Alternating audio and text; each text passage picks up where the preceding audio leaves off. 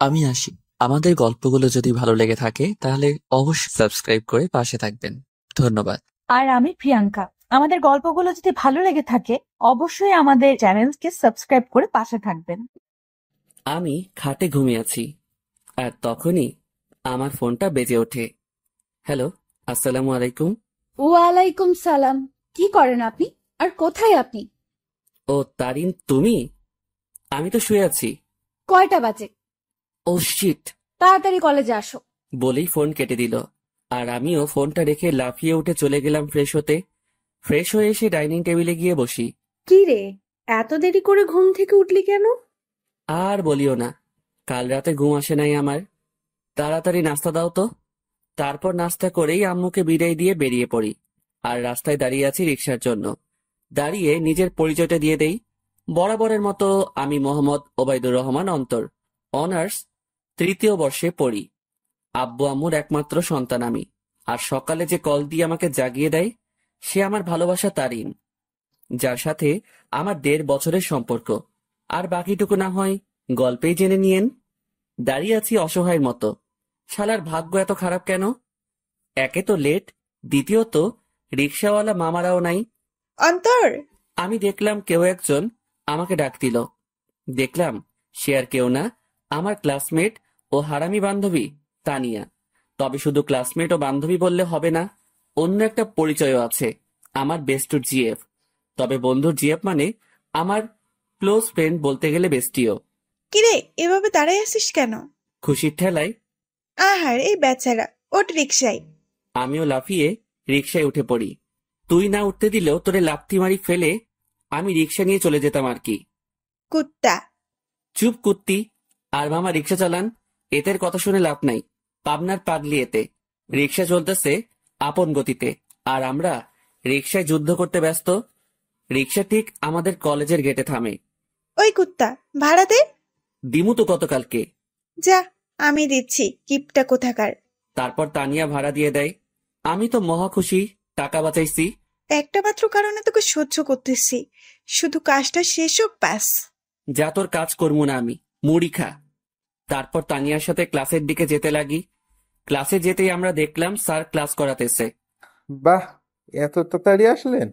কি করে আপনারা? না মানে স্যার, রিক্সার চাকা পাংচার হয়ে গেছে, তাই দেরি হয়ে গেছে স্যার। বাহানা বানাইস না, তোরে হাড়ে হাড়ে চিনি আমি। স্যার আজকের জন্য মাফ করে দেন না। যা, সিটে বয়, ইম্পর্ট্যান্ট ক্লাস চলছে। আজকে এমনেও নোট দেয়া হবে, নিয়ে নিস। স্যার আমাকে ভালো করে চিনে, যদি কথা বাড়াই তাহলে তার মাথা যাবে, তাই কিছু না বলে ক্লাসে বসতে দেয়।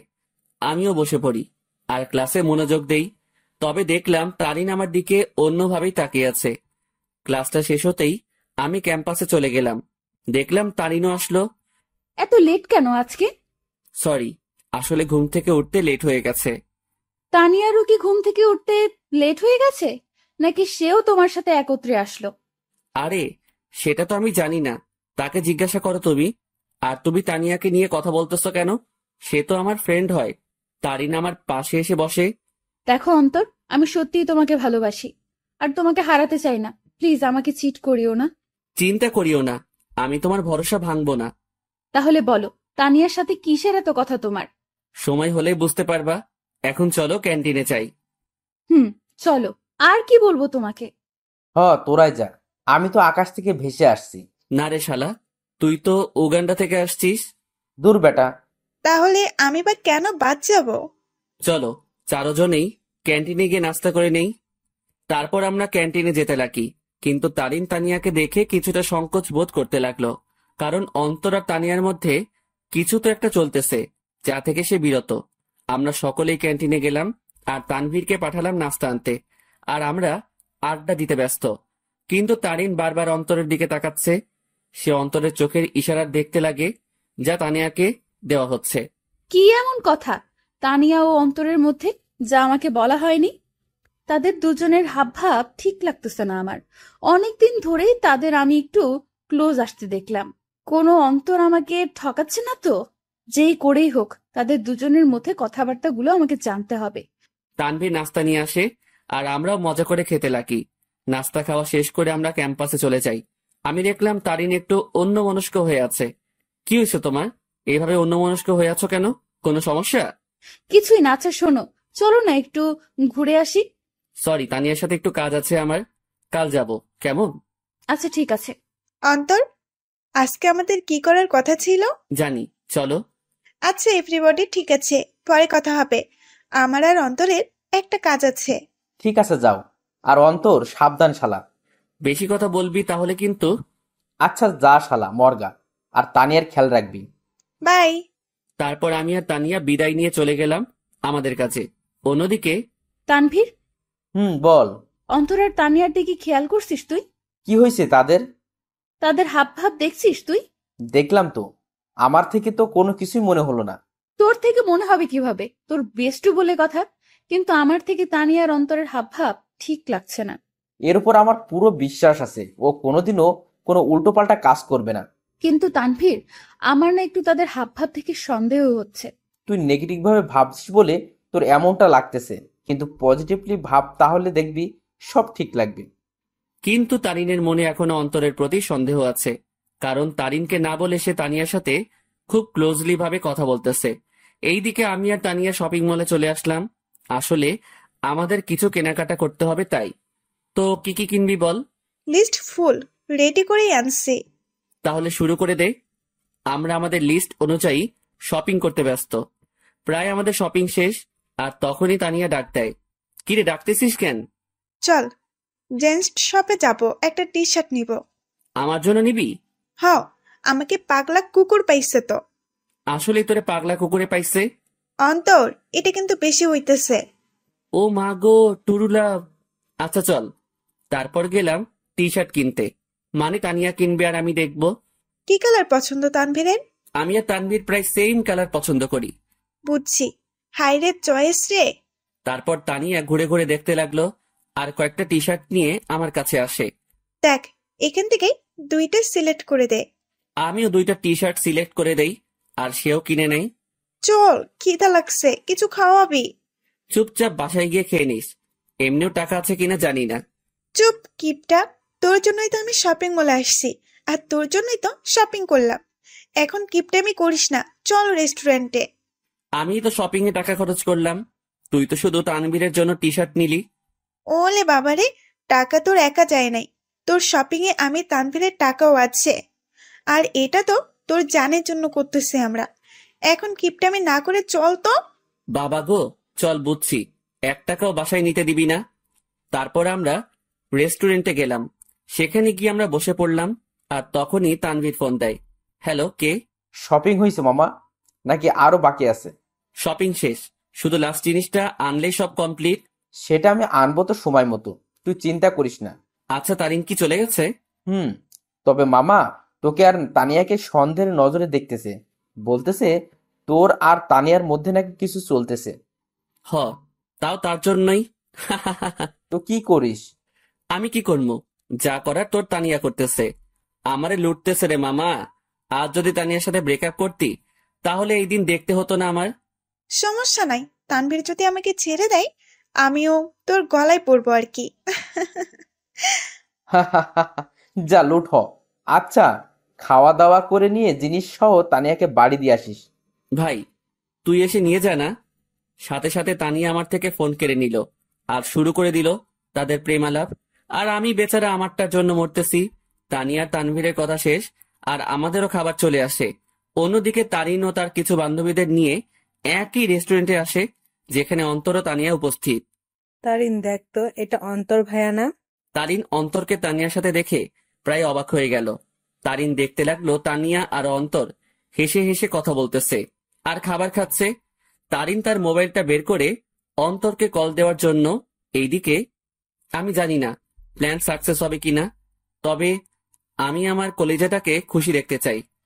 আমরা তো সেটাই চেষ্টা করতেছি অন্তর, তুই চিন্তা করিস না। হঠাৎই আমার কলটা বেজে ওঠে, আর দেখলাম তারিন কল দিছে। আমিও রিসিভ করলাম। হ্যালো। কোথায় তুমি? আমি তো বাসায়। কেন? ও, কি করো তুমি? এই তো আছি। আর কি, মোবাইল নিয়ে।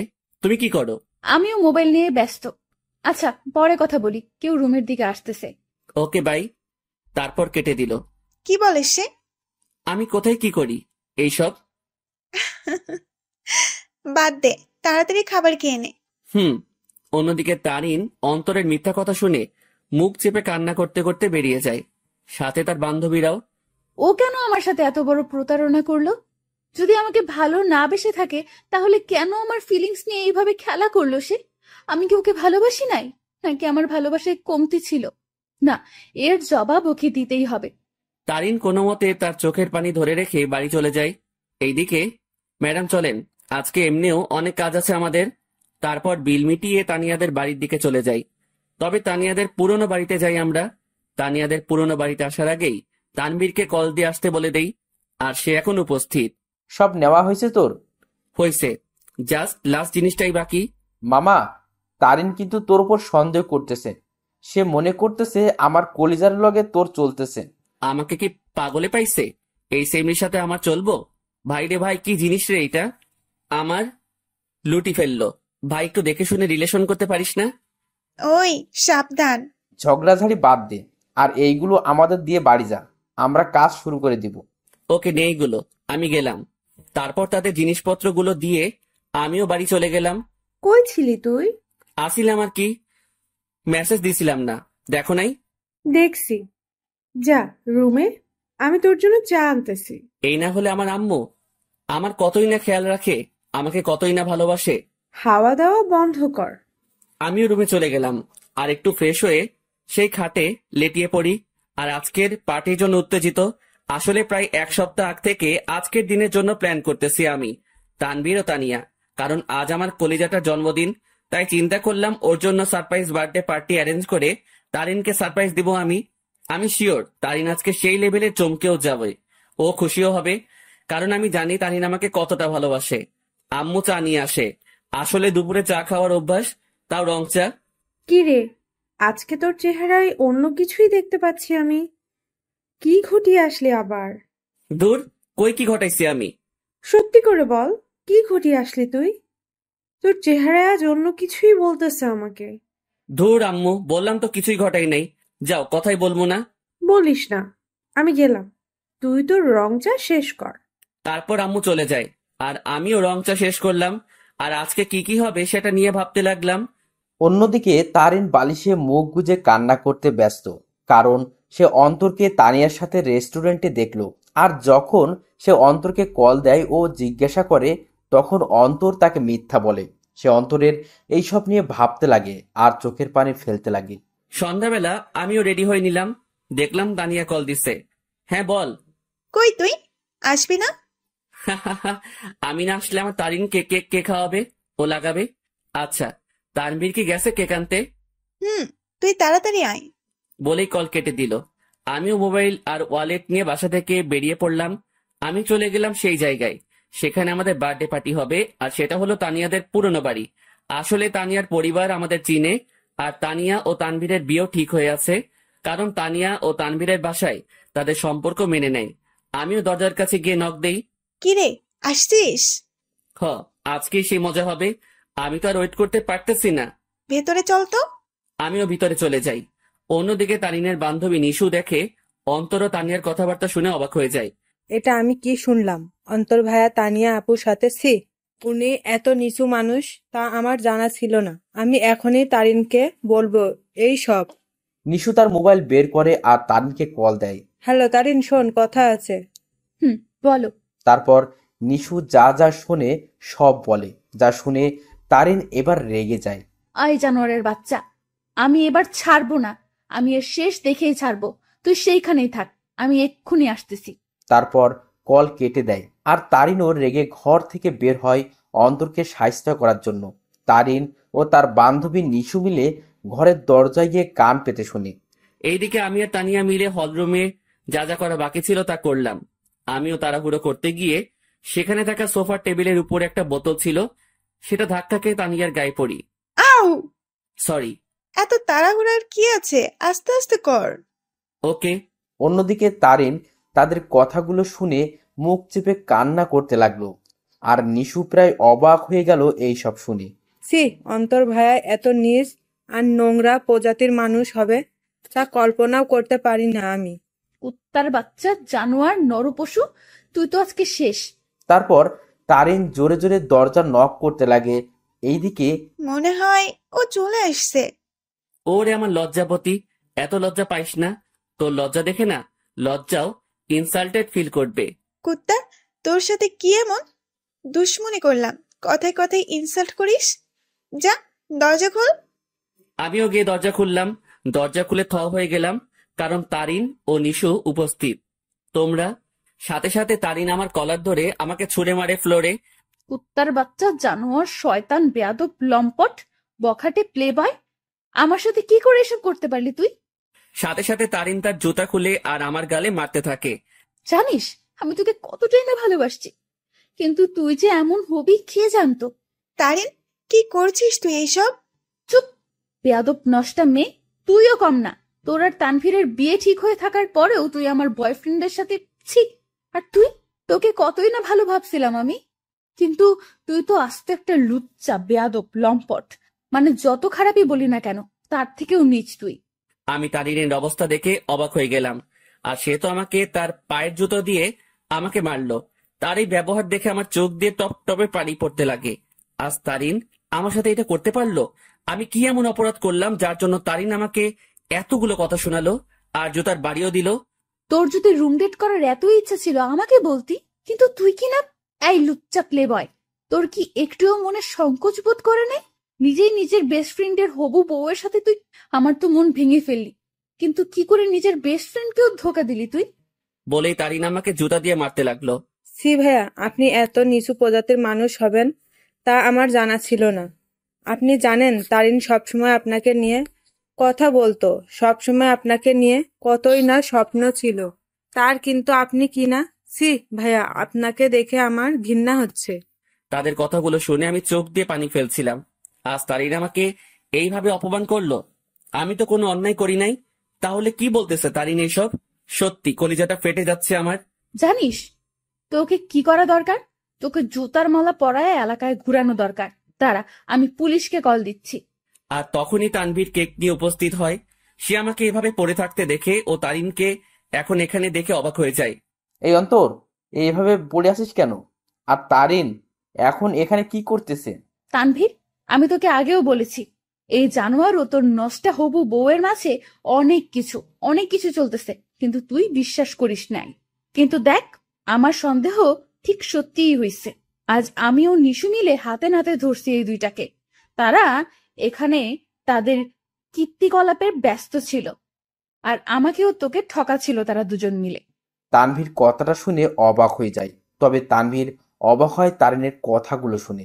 এই কি বললি তুই? অন্তর আর তানিয়ার মাঝে কি চলতেছে? দেখ তুই, তাদের দুইটাকেই তানিয়ার পুরনো বাড়িতে ধরছি আমরা। দেখ, পুরনো বাড়িতে এসে তারা তাদের প্রেম লীলা চালাচ্ছিল, কিন্তু আজ ধরা খেয়ে গেল দুই নষ্টা। সাথে সাথে তানভীর দিল তারিনকে কষে এক থাপ্পড়।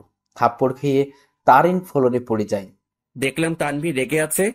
আমিও উঠে তানভীরকে ধরি। অন্তর, ছাড় আমাকে। এই মেয়ে কাকে কি বলতেছে? তারিন তানভীরের দিকে গাল হাত দিয়ে তাকিয়ে আছে, আর নিশু অবাক চোখে তানভীরের দিকে তাকিয়ে আছে। তানভীর আমার থেকে নিজেকে ছাড়াই নাই আর তারিনের চুলের মুঠি ধরে দাঁড় করায়। এই, তুই কাকে কি বলছিস? আর কি বললি তুই? তারা এখানে এসে তাদের প্রেম লীলা চালাচ্ছিল, তাই না? আয় আমার সাথে তুই। তারিনের চুলের মুঠি ধরে হলরুম দেখাতে লাগে। এই দেখ, তারা আসলে কি করতেছিল। তোর জন্মদিন উদযাপন করার জন্য সে আজ থেকে 7 দিন আগে থেকেই তোকে খুশি করার জন্য আমাকে ও তানিয়াকে নিয়ে প্ল্যান করে। সে তোর হাসি মুখটা দেখার জন্য দেখ কি করছে। চারদিকে ভালো করে তাকিয়ে দেখো। তারিন ভালো করে দেখে পুরো হলরুম দেখে যা সম্পূর্ণভাবে সাজানো। সেখানে বেলুন, জরি কাগজ ও বিভিন্ন কাগজের কারুকার্য দিয়ে সাজানো। তারপর তানভীর তারিনের চুলের মুঠি ধরে বার্থডে অলবোর্ড দেখায়। কি, ওরা তো এখানে নষ্টামি করতে আসছে, তাহলে এই সব কোনো প্রয়োজন ছিল? উত্তর দে। তানভীর আবার তারিনকে চুলের মুঠি ধরে কেকের প্যাকেটের কাছে নিয়ে যায়। দাঁড়া, তাদের নষ্টমী আরো একটা নমুনা দেখায় বলেই সেই প্যাকেট খুলে দেখায়। দেখ, তাদের নষ্টামি উদযাপন করার জন্য বার্থডে কেক আনে, যেটা তো সুন্দর করে লেখা আছে হ্যাপি বার্থডে তারিন। তারিন এই সব দেখে তাদের মনের মধ্যে অন্তরের বিরুদ্ধে যত সন্দেহ ঘৃণা ছিল সব দূর হয়ে যায়, আর সে সেখানেই হাউমাউ করে কান্না করে দেয়। কিরে, এখন কান্না করতেছিস কেন তুই? আরো দেখবি তাদের নষ্টামির নমুনা। আসলে তোদের মতো মেয়েরা না ভালোবাসতেই জানে না, শুধু মুখে ভালোবাসি ভালোবাসি বললেই হয় না, মনে প্রাণে বিশ্বাসও করতে হয় ভালোবাসার মানুষকে। কিন্তু তুই কি করছিস? খালি সন্দেহ। হ্যাঁ, আমার বেস্টু খারাপ কারণ সে তাকে খুশি করতে চেয়েছিল, আর আমি আমার সেই খারাপ বন্ধুকে নিয়ে গর্ব করি কারণ সে মানুষকে ঠকায়নি কোনোদিনও। সে সব সময় সবাইকে হাসি খুশি দেখতে চায়, কিন্তু আড়ালে সে নিজেই কান্না করে যেত। কিন্তু যখন তুই তার জীবনে আসছিস সে মনে করছিল সেও এখনো হাসি খুশি থাকবে, কিন্তু তুই আজকে তাকে সবচেয়ে বড় কষ্ট দিয়ে দিলি। হ্যাঁ, আমার বন্ধু জানোয়ার, কারণ সে তোকে হাসাতে চেয়েছিল, যার প্রতিদান আজ তুই দিয়ে দিলি। তানভীর, অন্তর কোথায়? নিশু, অন্তর কোথায়? নিশু চুপ হয়ে আছে। তানভীর সাথে সাথে বাইরে দৌড় দেয় অন্তরকে খোঁজার জন্য, কিন্তু অন্তরকে পায়নি সে। তারিন সেখানে কান্না করতে করতে বসে পড়ে। তারিন, ছি, তুই এত নিস মন মানসিকতার মেয়ে, তা আমার জানা ছিল না। কিভাবে তুই এ ভাবলি? অন্তর আমাকে বান্ধবী মানে তো ঠিকই, সাথে ও আমাকে মন থেকে সম্মানও দেয়। আর তুই কি না, অন্তর তোর জন্য কতই না কি করতে চাইছিল।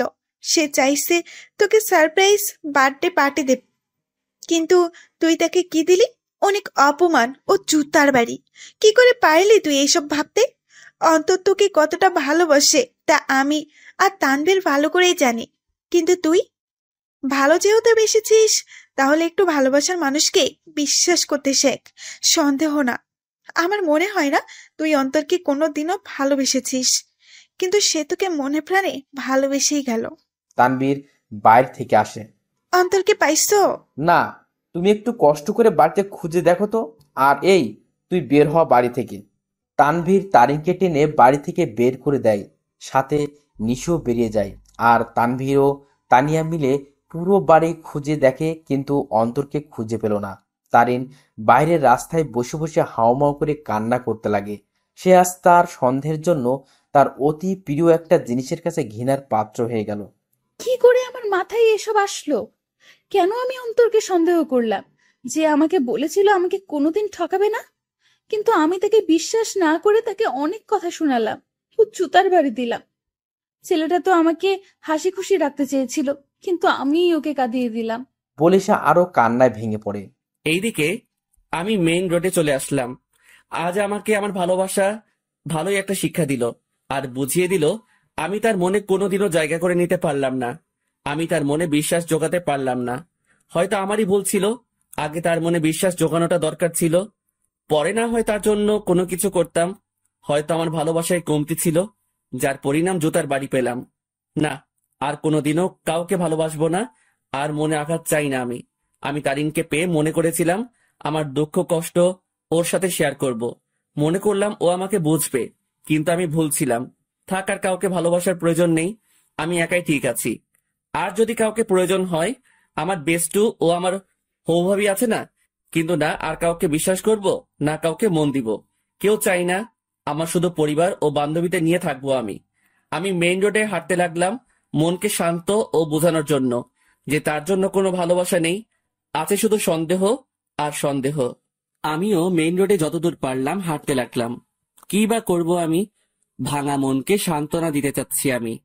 চিন্তা করছিলাম মনের মতো একজন পেয়ে তাকে নিয়ে আমি হাসি খুশি থাকবো, কিন্তু ভাগ্য একটা মোড় দিয়ে দিল। রাত 11টা বাজে, আমি এখনো রাস্তায় হাঁটছি আর চোখের পানি ফেলছি। আমার ফোনটাও অফ করে রাখছিলাম যাতে কেউ আমাকে বিরক্ত না করতে পারে, কারণ আমি একটু একা থাকতে চাই। রাত 12টা বাজে, আমি রাস্তার এক কোণায় বসে আছি।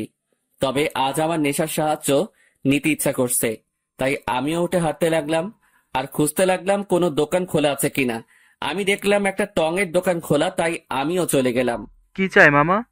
আমি সংকোচ বোধ করতে লাগলাম, কারণ আমি আজ পর্যন্ত কোনো দিনও কোনো দোকানে গিয়ে সিগারেট চাই নাই।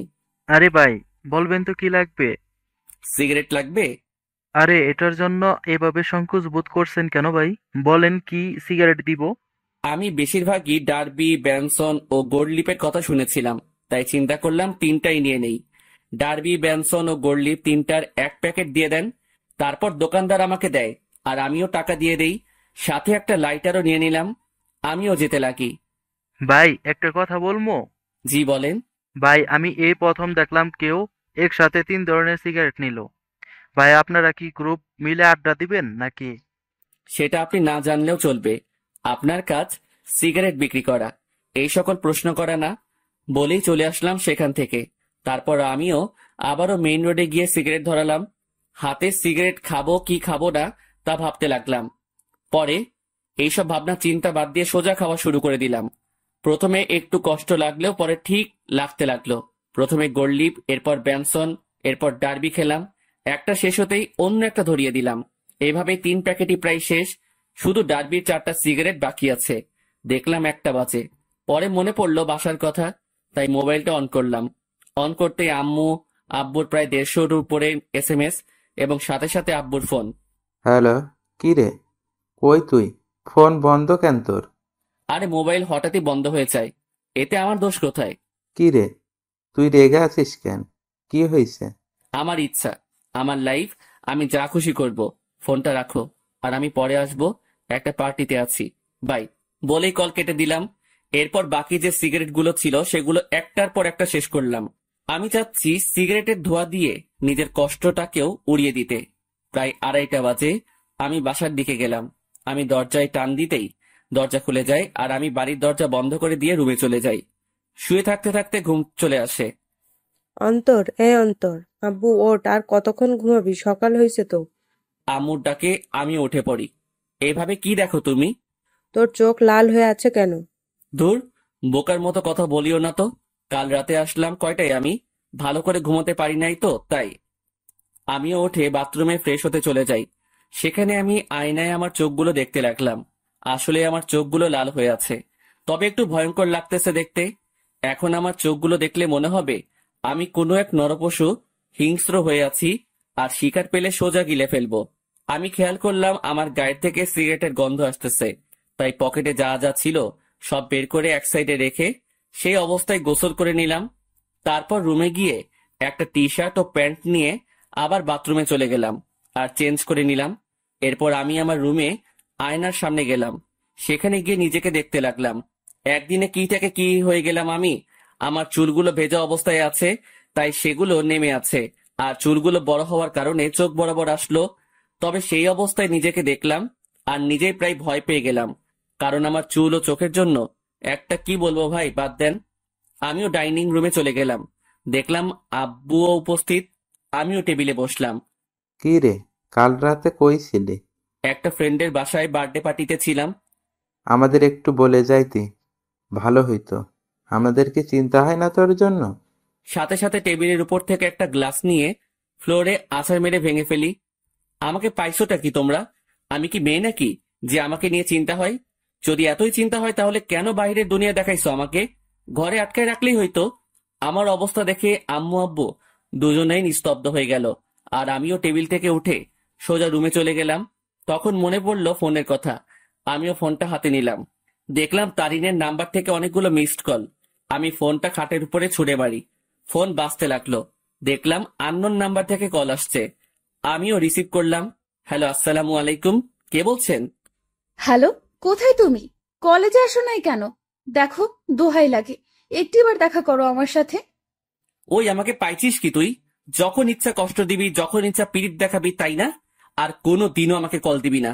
তোর মতো ভালো মেয়ের সাথে আমার মতো লুচ্চা নষ্টা প্লে বয়ের কথা বলা উচিত না। রাখ ফোন। বলে কল কেটে দিলাম আর মোবাইলটা খাটে ছুঁড়ে ফেলি। লাগবে না কারো ভালোবাসা আমার, একাই ঠিক আছি আমি। অনেক কষ্ট দিয়ে এখন আলগা পিরিত দেখাইতে আসছে। না, এই সিমটাই ভেঙে ফেলবো আমি। না থাকবে সিম, না হবে কন্ট্রাক্ট। আমি মোবাইলটা হাতে নিয়ে তা খুলে সিম নিয়ে নেই আর সেটা ভেঙে ফেলি, আর খাটে শুয়ে পড়ি চোখটা বন্ধ করে। হঠাৎই কেউ একজন আমার মাথায় হাত বুলিয়ে দিতে লাগে। আমিও চোখ খুলে দেখি আম্মু মাথায় হাত বুলিয়ে দিচ্ছে। কি রে আব্বু, কি হয়েছে তোর? একটু বল তো আমাকে। কিছু হয় নাই আমার। আচ্ছা, দেখি আমি নাস্তা খাইয়ে দিই। আচ্ছা দাও। তারপর দেখলাম আম্মু নাস্তা নিয়েই আমার রুমে আসে আর প্লেট নিয়ে আমাকে খাওয়াই দিতে লাগে। আচ্ছা শোন, তোর নানু কল দিছিল, এক কাজ কর, তুই কয়েকদিন সেখান থেকে ঘুরে আয় না। আচ্ছা ঠিক আছে, যাব। ঠিক আছে, আজই চলে যা, তাহলে ভালো হবে। ঠিক আছে। আম্মু আমাকে নাস্তা খাওয়াই দিয়ে চলে যায়, আর আমিও চিন্তা করলাম আমার উপর এমনিও অনেক কিছুই গেছে, তাই একটু রিফ্রেশমেন্টের প্রয়োজন, তাই যাওয়াই উচিত। আমিও আমার ব্যাগ গুছিয়ে নিলাম। দেখলাম সকাল 11টা বাজে।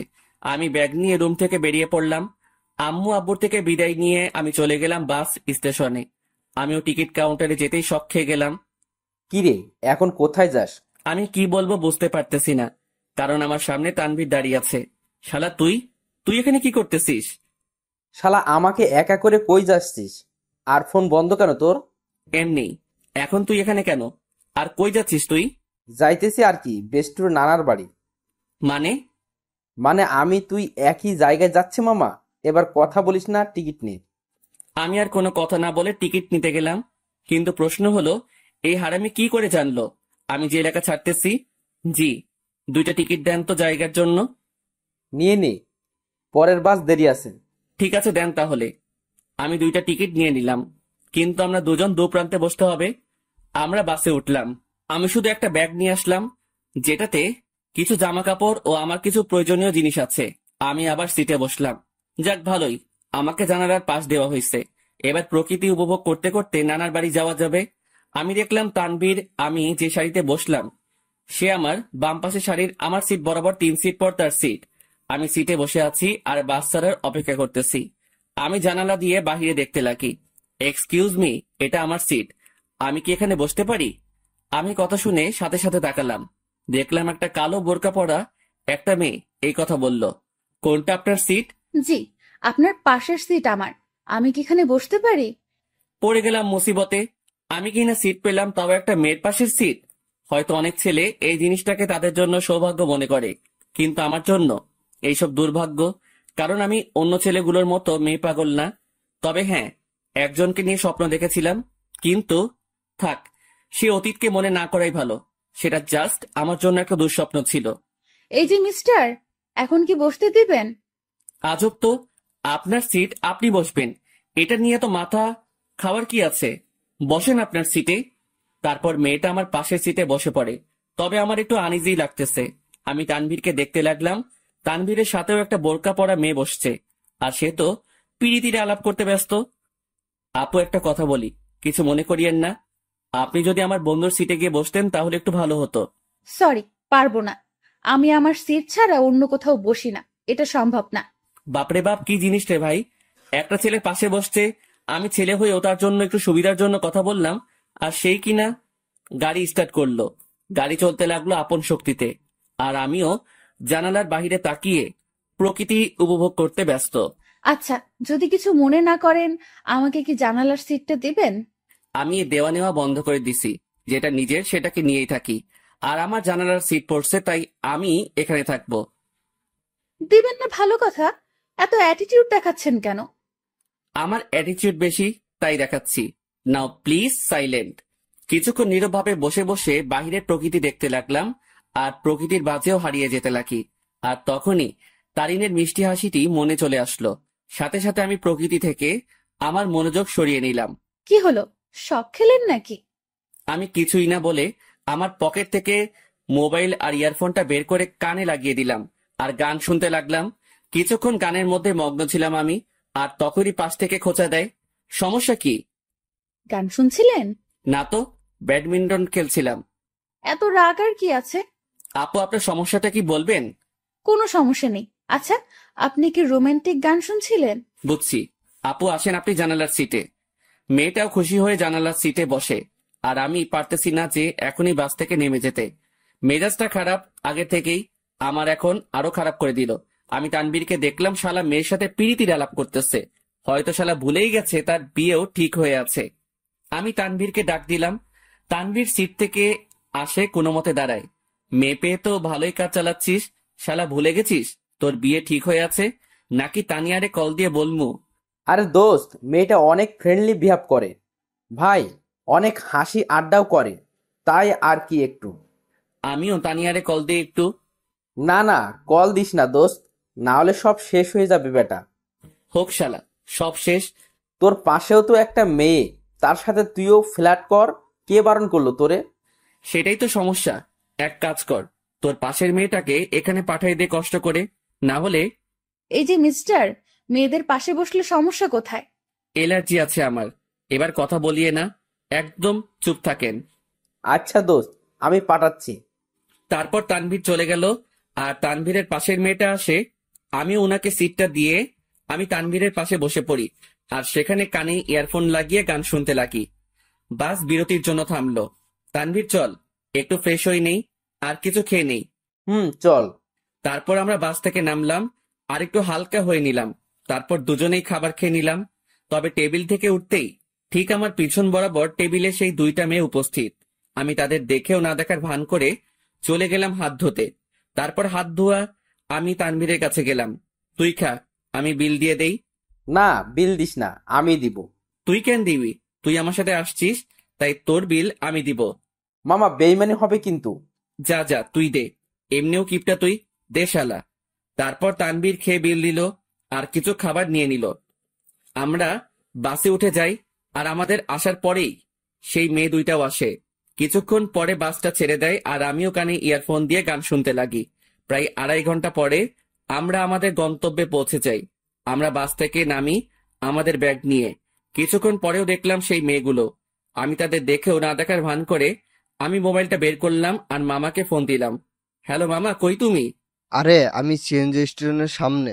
পরে আমি মামাকে দেখলাম, আর কলটা কেটে দিয়ে আর তানভীরকে দিয়ে মামার কাছে চলে গেলাম। মামা আমাকে দেখে জড়িয়ে ধরে। কেমন আছিস অন্তর? ভালোই আছি। তোমাকে কয়বার বললাম আমার জন্য গ্রামের একটা সুন্দরী খুঁজতে, যাতে বিয়ে করতে পারি? হা হা হা, বজ্জাত, এখনো ফাজলামি যায় নাই তাই না? কেমনে যাবে? মুই লেজেন্ডারি ফাজিল। আর মামা, এ হলো আমার বেস্ট, যার কথা তোমাকে বলতাম। কেমন আছো তানভীর? তোমার কথা আমাকে এই ফাজিলটা প্রায় সময় বলে থাকে। জি ভালো, আপনি কেমন আছেন? ভালো। আচ্ছা তোরা চল আমার সাথে। তারপর মামা একটা সিএনজি ভাড়া করে, কিন্তু মামা কাকে যেন খুঁজতে লাগলো। কাকে খুঁজো মামা? আরে আরো দুজন আসবে, আব্বু বলছিল। কি অবস্থা তার শরীরের? ভালোই আছে আব্বু। আর আব্বু বলছিল তার নাকি কোনো বন্ধুর 2টা নাতনিও আসবে, তাদেরও নিয়ে যেতে বলল। ও আচ্ছা। তার কিছুক্ষণ পর মামা কাকে দেখে যেন চলে যায়, আমাদের সিএনজির কাছে রেখে। আর কিছুক্ষণ পরে মামার সাথে 2টা মেয়ে আসে। তাদের দেখে আমি অবাক হয়ে গেলাম, কারণ এরা হলো সেই মেয়েগুলো যেগুলো আমাদের সাথে বসেছিল। আমি অবাক চোখে দেখতে লাগলাম। তোরা ওঠ, আমি বাইকে যাই। মামা বাইক আনছো? কেন? মামা তুমি সিএনজি করে চলে যাও, আমি বাইক নিয়ে আসতেছি। ভুলেও না। প্লিজ মামা, অনেকদিন পরে বাইক পাইলাম। কাল চালাস। আর কিছু বললাম না, কারণ মামার সাথে কথা বাড়ায় লাভ নাই। আমি আর তানভীর সিএনজিতে উঠে পড়ি, আর পিছে সেই 2টা মেয়েই মজা করে বসে পড়ে। তারপর সিএনজি চলতে লাগে তার আপন গতিতে। আমিও গ্রামের পরিবেশ উপভোগ করতে করতে যেতে লাগি। মামা তার বাইক নিয়ে চলে যায়। আমরা আমার নানার বাড়ি পৌঁছে যাই। আমি দেখলাম নানা ভাই দরজায় দাঁড়ায় আছে। আমি নানা ভাইয়ের কাছে গেলাম, আর নানা ভাইকে সালাম করলাম। নানা ভাই, কেমন আছিস? তারপর নানা ভাই আমাকে জড়িয়ে ধরে। আমি তো ভালোই আছি, তবে তোমার খবর জিজ্ঞাসা করবো না, কারণ তোমাকে দেখে পাওয়ারফুল মানুষ মনে হচ্ছে। কি মনে করিস? আমার অনেক শক্তি বলেই তো 80 বছরে বেঁচে আছি। কিন্তু নানা ভাই, আমি তো শুনছি ভালো মানুষ তাড়াতাড়ি মরে, আর শয়তান নাকি অনেক বছর বাঁচে। চুপ বেটা, ভিতরে যা। আমারে ধমকায় লাভ নাই নানা ভাই। তারপর তানভীরকে আমার কাছে ডাক দিলাম। নানা ভাই, আমার বন্ধু তানভীর, ও আমার সাথে আসছে। আসসালামু আলাইকুম। ওয়ালাইকুম আসসালাম। আমার বজ্জাত নাতিটা আমাকে নানা ভাইকে ডাকে, তুমিও আমাকে নানা ভাই ডাকতে পারো। জি আচ্ছা। মানিক, অন্তর তোর বন্ধুকে তাদের রুম দেখিয়ে দে। আচ্ছা আব্বু, তোরা আয় আমার সাথে। আমরা দুজন মামার সাথে যেতে লাগি। আসলে নানাদের বাড়িটা বলতে গেলে বড় একতলা বিল্ডিং, যেটা একটু বড় করে বানানো হয়। মামা আমাদের একটা রুমে নিয়ে যায়। এটা তোদের রুম। আর তানভীর, তুমি আমাকে মামা ডাকতে পারো, অন্তর যেমনটা ডাকে আর কি। মামা না, এখন থেকে মামু ডাক মনে। আস্তে আস্তে শুরু করে দিলে। দাঁড়া, তোরে বিয়েটা করায়ে দিয়ে তোর বউয়ের হাতে তোরে শায়েস্তা করবো আমি। আগে নিজের গদি সামলাও। লাস্ট টাইম মামিকে দিয়ে কি করছিলাম মনে আছে নাকি? এবার আগের বারের থেকেও ডাবল হবে। তোরা ফ্রেশ হয়ে হলরুমে আয়, আমি গেলাম। কিরে ভাই, তুই তোর মামারে থ্রেট দিস? হ, আরে বেটা, আসলে আমাদের পরিবারটা একদম ফ্রেন্ডলি, তাই সবার সাথে হাসি মজা করেই থাকি। তোর মতো আমি একটা পরিবার পাইলে হইতো। আমার পরিবার মানে তোরও পরিবার বেটা। এখন কথা না বলে ফ্রেশ হয়ে নে। তারপর তানভীর ফ্রেশ হয়ে নিল, এরপর আমিও ফ্রেশ হয়ে নেই, আর দুজনেই হল রুমে যাই। সেখানে আমার মামাতো ভাই শান্ত বসে বসে মামা ও নানা ভাইয়ের সাথে কথা বলতেছে। কিরে শান্ত, কি অবস্থা তোর? শান্ত আমাকে দেখে আমার কাছে চলে আসে। সে 9-এ পড়ে। অন্তর ভাইয়া, কি খবর তোমার? কেমন আছো? ভালো আছি, কিন্তু তোর থেকে আমি এটা আশা করিনি। আমি আবার কি করলাম? তুই নাকি গোপনে বিয়ে করে ফেলছিস। দূর ভাইয়া, কি বলো এইসব তুমি? আমার কথা একটু ভাবলি না? আমি তোর থেকে কত বড়, অথচ বিয়ের দিক দিয়ে ছোট বানাই দিলি। কেমনে পারলি এটা করতে তুই? তোর তো বলছিলাম আমার জন্য মেয়ে খুঁজতে, আর তুই কি না, কাজটা ভালো করিস নাই তুই। দূর ভাইয়া, কে বলেছে তোমারে আমি বিয়ে করছি? আমার বিয়ের বয়স হয়েছে নাকি? আজকালকার পোলাপানগুলো বিশ্বাস নাই, বড় ভাইরে রেখে তারাই গোপনে কাজ সেরে ফেলে। আল্লাহ কোন যুগে আনলা তুমি আমারে? তোদের কথাবার্তা শেষ হলে নাস্তা কর। ও মামি, তোমার জামাই আমাকে বাস স্টেশনে মারছে। নাউজুবিল্লাহ, কিরে বেটা, আমি তোরে কই মারলাম? এই, তুমি অন্তরের গায়ে হাত দিছো? অন্তর আসতে না আসতেই কি মামারে এভাবে মারবি নাকি? তোর জ্বালায় আর বাঁচমু না আমি। আব্বুরে আগেই বলছিলাম এই শয়তানটা যদি আসে আগেই আমাকে বলে দিতে, যাতে বনবাসে ভাগতে পারে। মামার কথা শুনে সবাই হেসে দিল। নানা ভাই, নানু কই? কি আমার উপর রাগ নাকি নানু? তার আদরের ছেলেরে কষ্ট দিবি আর সেই মনে হয় তোরে এমনি এমনি ছাড়ি দিব? কিছু মনে হয় বলতে হবে। তো নানু তার রুমে, আসলে শরীর একটু অসুস্থ তো, তাই রুম থেকে কম বের হয়। আচ্ছা, তাহলে আমি দেখা করে আসি। তারপর আমি নানু রুমের দিকে যেতে লাগি। নানু রুমের দিকে যেতেই আমি কিছু কথাবার্তা শুনতে পেলাম। নানু, আমি অনেক বড় ভুল করে ফেলেছি নানু। এখন ও আমাকে দুই চোখেই দেখতে পারে না। তুমি চিন্তা করিও না, আমাকে নানু ডাকছো না, আমি সব সামলে নিব, তুমি কান্না থামাও। আমি বুঝতে পারলাম নানু রুমে অন্য কোনো মহিলা বা মেয়ে আছে, তবুও এটা ফ্যাক্ট না আমার জন্য। আমি যেহেতু আসছি তাই দেখা করবই, কারণ নানু আমাকে ইগনোর করবে না। তার কাছে আমি আগে, বাকি সবাই পরে। নানু, দরজা খুলে যায়। আর দেখলাম নানু দরজা খুলে নানু আমাকে জড়িয়ে ধরে। কেমন আছো নানু? ভালো, তুই কেমন আছিস? আমি তো ভালোই। আয় ভিতরে আয়। আমি নানুর সাথে ভিতরে গেলাম। আমি ভিতরে যেতেই দেখলাম আমাদের সাথে বোরকা পরা যে দুইটা মেয়ে আসছিল তারা রুমে উপস্থিত। নানু ভাই, বয় তুই। বোরকা পরা দুটো মেয়ে বলল, আচ্ছা নানু, আমরা যাই, পরে কথা বলবো আপনার সাথে। ঠিক আছে, যাও, আর চিন্তা করিও না, আমি সামলে নেব, কান্না করিও না, কেমন? তারপর রুমে থাকা দুইটা মেয়েই চলে যায়। নানু মেয়েগুলোকে আর কান্নাকাটি করতেছিল কেন? আর বলিস না, একটু পারিবারিক সমস্যা, তাই আর কি। তো নানু ভাই, অবশেষে তোকে দেখলাম আমি, এবার শান্তিতেই মরতে পারবো আমি। নানু, কি উল্টাপাল্টা কথা বলো তুমি? এই সব বলা বাদ দাও তো। আচ্ছা নানু ভাই, বাদ দিলাম, এখন এটা বল, কেমন আছিস? আমি তো ভালোই আছি। তা তো দেখতেই পারতেছি, মনে অনেক কষ্ট নিয়ে সকলের সামনে ভালো আছিস দেখছি। মানে? কিছু না, বাদ দে। আমি নানুর সাথে নানুর রুমেই অনেকক্ষণ যাবৎ কথা বলি। অন্তর, একটা কথা শোন। জি নানু, বলো। মানুষ মাত্রই ভুল, তাই ভুল করবে, তাই বলে তাকে ক্ষমা করে দেওয়াই ভালো। কথাটা ঠিক বুঝলাম না নানু। আচ্ছা থাক, যা, রাত হইছে, খাবার খেয়ে নে। তুমি খাবা না? খাবো তো, তবে তোর মামি, আমি আর বাসায় আরো দুজন মেহমান আসছে, তাদের সাথে খাবো আর কি। আচ্ছা ঠিক আছে। তারপর আমি নানুর রুম থেকে চলে যাই আর হল রুমে যাই। সেখানে দেখি নানা ভাই, মামা ও তানভীর কথা বলতেছে। ভালোই তো, বহুত ভালো আলাপ চলতেছে মনে হয়। আমাকে দেখেই তারা হতাশ হয়ে যায়। বুঝলাম না কেন। আজব তো, এইভাবে কি দেখো? আমি কি ভূত নাকি? ভূতের চেয়ে কম নাকি তুই? এই মামু, মেজাজ খারাপ কইরো না, না হলে কিন্তু। কি করবি তুই?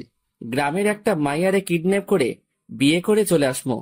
আমার কথা শুনে সকলেই হাসতে লাগে, তবে আমিও উপর দিয়ে হাসতে লাগি, কিন্তু ভিতর দিয়ে থাক বাদ দেই এইসব। আমার জন্য কি অন্যদের হাসি ঠাট্টা বন্ধ করব নাকি? মামি আমাদের খাবারের জন্য ডাক দিল, আর আমরাও চলে গেলাম খাবার খেতে। ভাই, শীতকাল, গায়ে আমার কোট আছে, তারপরেও একটু শীত লাগছে। রাতের খাবার খেয়ে নিলাম আমরা। আমিও চিন্তা করলাম রাতের বেলা একা একা হাঁটার।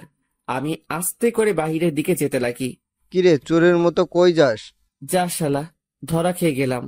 না মানে একটু বাহিরে যাব মামা। অন্তর, বাইরে প্রচুর ঠান্ডা। অসুবিধা নাই, একটু যাই, চলে আসবো তো। ঠিক আছে যা, তবে দরজা লাগিয়ে দিবি। তুই দরজার কাছে আসলে আমাকে একটা কল দিস, আর তানবীরকে নিবি। না মামা, তানবীর এমনিও জার্নি করে আসছে, ক্লান্ত সে, তাই তাকে না নেওয়াই ভালো। আমি মামার সাথে কথা বলেই বাহিরে চলে আসি, আর পকেট থেকে মাস্কটা বের করে পরে নেই, আর কোটটাও মাথায় দিয়ে দেই। আমি হাঁটতে লাগলাম, আর হাঁটতে হাঁটতে একটা দোকানের কাছে চলে গেলাম। আর সেখানে যেতেই মাথায় আসলো সিগারেটের কথা। মুখে মাস্ক আর হুডি, আর সেই অবস্থায় দোকানে চলে গেলাম।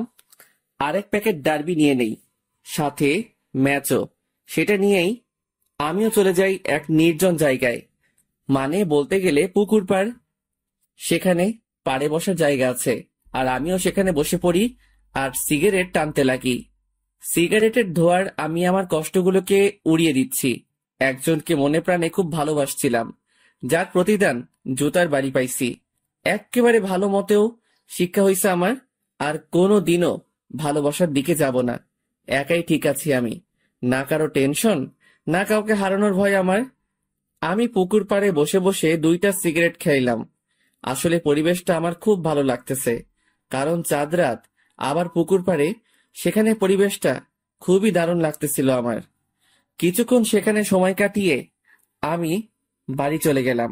বাড়ির কাছে যেতেই মামাকে কল দিলাম, আর মামাও দরজা খুলে দেয়, আর আমি আমার রুমে চলে যাই।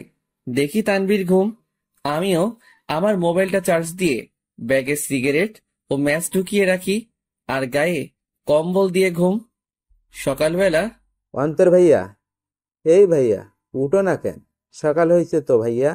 আমিও উঠে পড়ি, আর দেখলাম শান্ত আমাকে ডাকতে লাগলো। সকাল হয়েছে ভাইয়া, আম্মু নাস্তা রেডি করতেছে। তুই যা, আমি ফ্রেশ হয়ে আসতেছি। আর তানভীর কই? ভাইয়া তো আব্বু ও দাদুর সাথে কথা বলতেছে। তারপর শান্ত চলে গেল। আমিও উঠে পড়ি। হঠাৎই আমার জানালার দিকে চোখ গেল, আর সেখানে দেখে মনে হচ্ছিল কেউ আমাকে দেখতেছিল। আমিও চলে গেলাম ফ্রেশ হতে। ফ্রেশ হয়ে এসে দেখি মামা, তানভীর, নানা ভাই, মামি, নানু সবাই কথা বলতে ব্যস্ত। আমিও গেলাম। তারপর সকলে মিলে নাস্তা করে নিলাম। অন্তর, আমার বাইক নিয়ে তুই তানবীরকে নিয়ে ঘুরে আয়। ও তো এখানে নতুন, তাই একটু দেখায় আন। আচ্ছা। তারপর মামার থেকে বাইকের চাবি নিলাম, আর বাইক নিয়ে দুজনেই ঘুরে আসলাম। আমরা যে গ্রামে থাকি সেখানে প্রায় সব জায়গায় চাষ করার জন্য মাঠ ও পুকুর, কিন্তু দুঃখের কথা, আমি সাঁতার পারি না। কারণ আমি জীবনের 100 ভাগের 80 ভাগই শহরেই কাটাইছি। বাকি 20 ভাগের মধ্যে 7 ভাগ বলতে পারেন ট্যুরে গিয়ে, আর বাকি অংশ শহরেই। তবুও গ্রামটা ভালো করে চিনি। যতদিন গ্রামে ছিলাম ততদিন মামার সাথে গিয়ে গ্রামে ঘুরতাম। সকালবেলা আমি আর তানভীর অনেকক্ষণ ঘোরাঘুরি করলাম, আর দুপুরের দিকে আসলাম। বাইকটা রেখে বাড়িতে ঢুকলাম, আর দেখলাম নানা ভাই, নানু, মামা, মামি ও সেই 2টা মেয়েও আছে, আর তারা কথা বলতেছে। কিন্তু আজব ব্যাপার হলো, এরা বাড়িতেও হিজাব করে রাখছে। ঘোরা শেষ? মোটামুটি। আমি রুমে চলে যাই, কিন্তু বারবার সেই মেয়েগুলোর প্রতি কেন যে আকর্ষণ লাগতেছে কে জানে। তবে ইচ্ছা তো করতেছে হুজুরনিগুলোর চেহারা দেখতে, কিন্তু ডাইরেক্ট বলা তো মুসিবত, থাক পরে সেটা ব্যবস্থা হবে আর কি। আমি রুমে গিয়ে ব্যাগ থেকে কিছু কাপড় বাহির করলাম, আর চিন্তা করলাম গোসল করব, কিন্তু মনে পড়লো এখানে তো পানির হিটার নাই যে ডাইরেক্ট বাথরুমে যাবো, সুইচটা ক্লিক করবো আর গরম পানি পামো। পড়লাম আরেক মুসিবতে। কেমনটা লাগে। ধুর, মামিকে বলবো গরম পানি করে দিতে। আমি যখনই রুম থেকে বের হব তার আগেই মামি উপস্থিত উইথ গরম পানি। এই না হলে আমার মামি, আমার কখন কি লাগে তা তুমিও আম্মুর মতোই জেনে যাও। আমিও তো তোর আরাক আম্মু, এখন যা গোসল করতে, আমি পানি দিয়ে গেলাম। থ্যাংক ইউ মামি, আই লাভ ইউ বলতাম, কিন্তু মামা শুনলে হার্ট অ্যাটাক করবো। যা ফাজিল। মামি চলে গেল আর আমিও মনের সুখে লুঙ্গি আর তোয়ালে নিয়ে চলে গেলাম গোসল করতে। গোসল শেষ করতেই আমিও রুমে আসলাম। লুঙ্গি পরা আছে, বলা যায় না কখন কোথায় খুলে যায়। জীবনে দুইটা, কখন কোথায় খুলবে তা কেউ বলতে পারে না। এক হলো কপাল, দুই হলো লুঙ্গি। আমার মনে হলো কেউ আমাকে দেখতেছে। আমিও জানালার দিকে তাকালাম, কিন্তু কেউ নাই। ভাই, বলা যায় না কখন কে এসে দাঁড়ায় থাকে, তাই প্যান্ট আর টি শার্ট বাথরুমে চলে গেলাম আর সেখান থেকে চেঞ্জ করে আসলাম। আমি রুম থেকে বের হতেই এক হুজুরনি আমার সামনে এসে পড়ে। আমিও এড়িয়ে চলে যেতে লাগি। আর বাহিরে বাড়ির আঙিনায় রোদের মধ্যে দাঁড়ায় অনেক ঠান্ডা লাগতেছিল ভাই। বিশ্বাস করেন, শীতকালে শরীর ভিজা অবস্থায় কেউ গায়ে একটা ফু দেয় না, তা ব্রেকআপের চেয়ে কষ্টকর লাগে। তো আপনি এই বাড়ির লোক, তা আমাকে আগে বলতে পারলেন না? খালি খালি টেনশনে ছিলাম আমি। আমি পিছনে তাকালাম, কিন্তু চেহারা না দেখায় বুঝতে পারলাম না কে কোনটা, মানে কে কোন বোরকাওয়ালি। আমি কি জানতাম আপনি এখানে আসবেন? আজাইরা কথাবার্তা বলিয়েন না, এইসব আমি পছন্দ করি না। এত অ্যাটিটিউড ভালো না। আমি বুঝতে পারলাম এটা সেই বকবক রানী যেটা বাসে আমার মাথা খাইছে। আচ্ছা, এখানেও মুখ ঢেকে রাখলেন সেটা বুঝলাম না। আসলে এটাই তো আমাদের বাড়ির নিয়ম। পরপুরুষের সামনে আমরা চেহারা দেখাই না, তবে স্বামীকে দেখানো যাবে, এই নিয়ম আছে। আচ্ছা, আপনি কি ম্যারিড? না, আপনি? আমি ম্যারিড। তো আপনার ওয়াইফকে না আনবেন? বন্ধুকে আনলেন কেন? ও ওর বাবার বাড়িতে গেছে।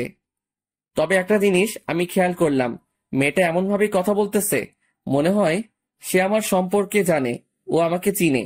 তাছাড়াও তার ভয়েসটা একটু একটু মাথা খাচ্ছে আমার। আচ্ছা, আপনি থাকেন কোথায়? সরি, বলা যাবে না। আচ্ছা, লাগবে না।